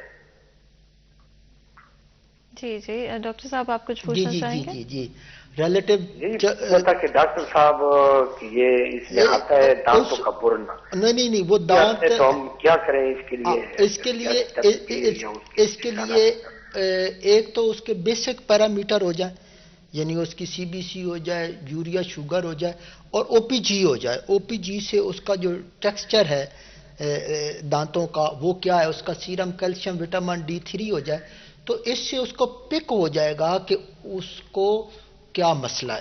ایک اور اس کا جسٹ جو ماؤتھ کا ایگزامینیشن ہے وہ ایگزامینیشن ہو جائے تو آئدر اس کی کوئی لوکل ڈیزیز ہے جو دانت کی ہے، ایک دوسرا جس کے اوپر دانت لگا ہوا ہے، جبڑا جس کو بولتے ہیں، جبڑے میں او پی جی میں آ جائے گا کہ اس کے اندر جہاں روٹ ہے اس کی نیوٹریشن میں کوئی پرابلم ہے یا دانت کا اپنا پرابلم ہے. تیسرے میں نے جو 2 3 4 ٹیسٹ بتائے ہیں اگر وہ کروا لیتا ہے تو کوئی سسٹم میں اندر یعنی اس کی کیلشیم کا یا میٹابولزم کا یا وٹامن ڈی کا جو سسٹمک ایفیکٹ کی وجہ سے تو اس کے دانتوں کا کوئی پرابلم نہیں ہوگا. ان چھوٹی سی اس جو ہے کوئی کوالیفائڈ ڈینٹل اگر اس کو دیکھ لیتا ہے تو یہ حل ہونے والا مسئلہ ہے. اب تو اس کے اندر بہت ساری ڈیولپمنٹ آ گئی ہیں. ایون جو آپ کا کوئی ٹیتھ ہے وہ مصنوعی ٹیتھ اس کلر کا آ گیا کہ آپ پہچان نہیں سکتے ہیں اس کی روٹ کا کوئی پرابلم ہے. ایون مینڈیبل کا پارٹ آرٹیفیشل آرتھوٹک آ گیا وہ اس کو ریہیب ہو جاتا ہے. پارٹ آف مینڈیبل بھی ایون لگ جاتا ہے. اور ایون تو جو اس کے جو میڈم بڑی سرجری بھی کرنی پڑتی ہے تب بھی پلاسٹک سرجری سے کمپوزٹ گرافٹ مائکرو سرجری سے ہو جاتے ہیں اور پتہ بھی نہیں چلتا ہے. یہ اگر جو میرے کالر ہے اگر تھوڑی سی ایفرٹ کریں تو اس کا مسئلہ بالکل سالو ہو جائے گا. جو آج کل لیٹسٹ ٹیکنیک اور ٹیکنالوجی ہے تو انشاءاللہ حل ہو جائے گا. بالکل بہت بہت شکریہ آپ کا کال کرنے کا اور ہمارے اس ڈسکشن کا حصہ بنے کے. ڈاکٹر صاحب بالکل اگر آپ ایڈوائز دینا چاہیں ہماری آڈینس کو موونگ فارورڈ کیا کرنا چاہیے کس طرح سے بہتر طریقے سے اپنا خیال رکھ سکتے؟ میرا یہ پیغام ہے کہ آپ اپنی صحت کے بارے میں آپ کا سب سے زیادہ حق جو ہے وہ اپنے آپ کے جسم کا آپ کی باڈی کا آپ کے اوپر سب سے زیادہ حق ہے. جو آپ کا سب سے زیادہ حقدار ہے وہ آپ کی فزیکل باڈی ہے. آپ اگر اس کا خیال نہیں رکھیں گے تو کوئی بھی اس کا خیال نہیں رکھیں گے. اور اگر آپ کی باڈی سفر کرتی ہے تو آپ یقین کریں کہ صرف تنہا آپ شخص ہیں جو سفر کرے گا.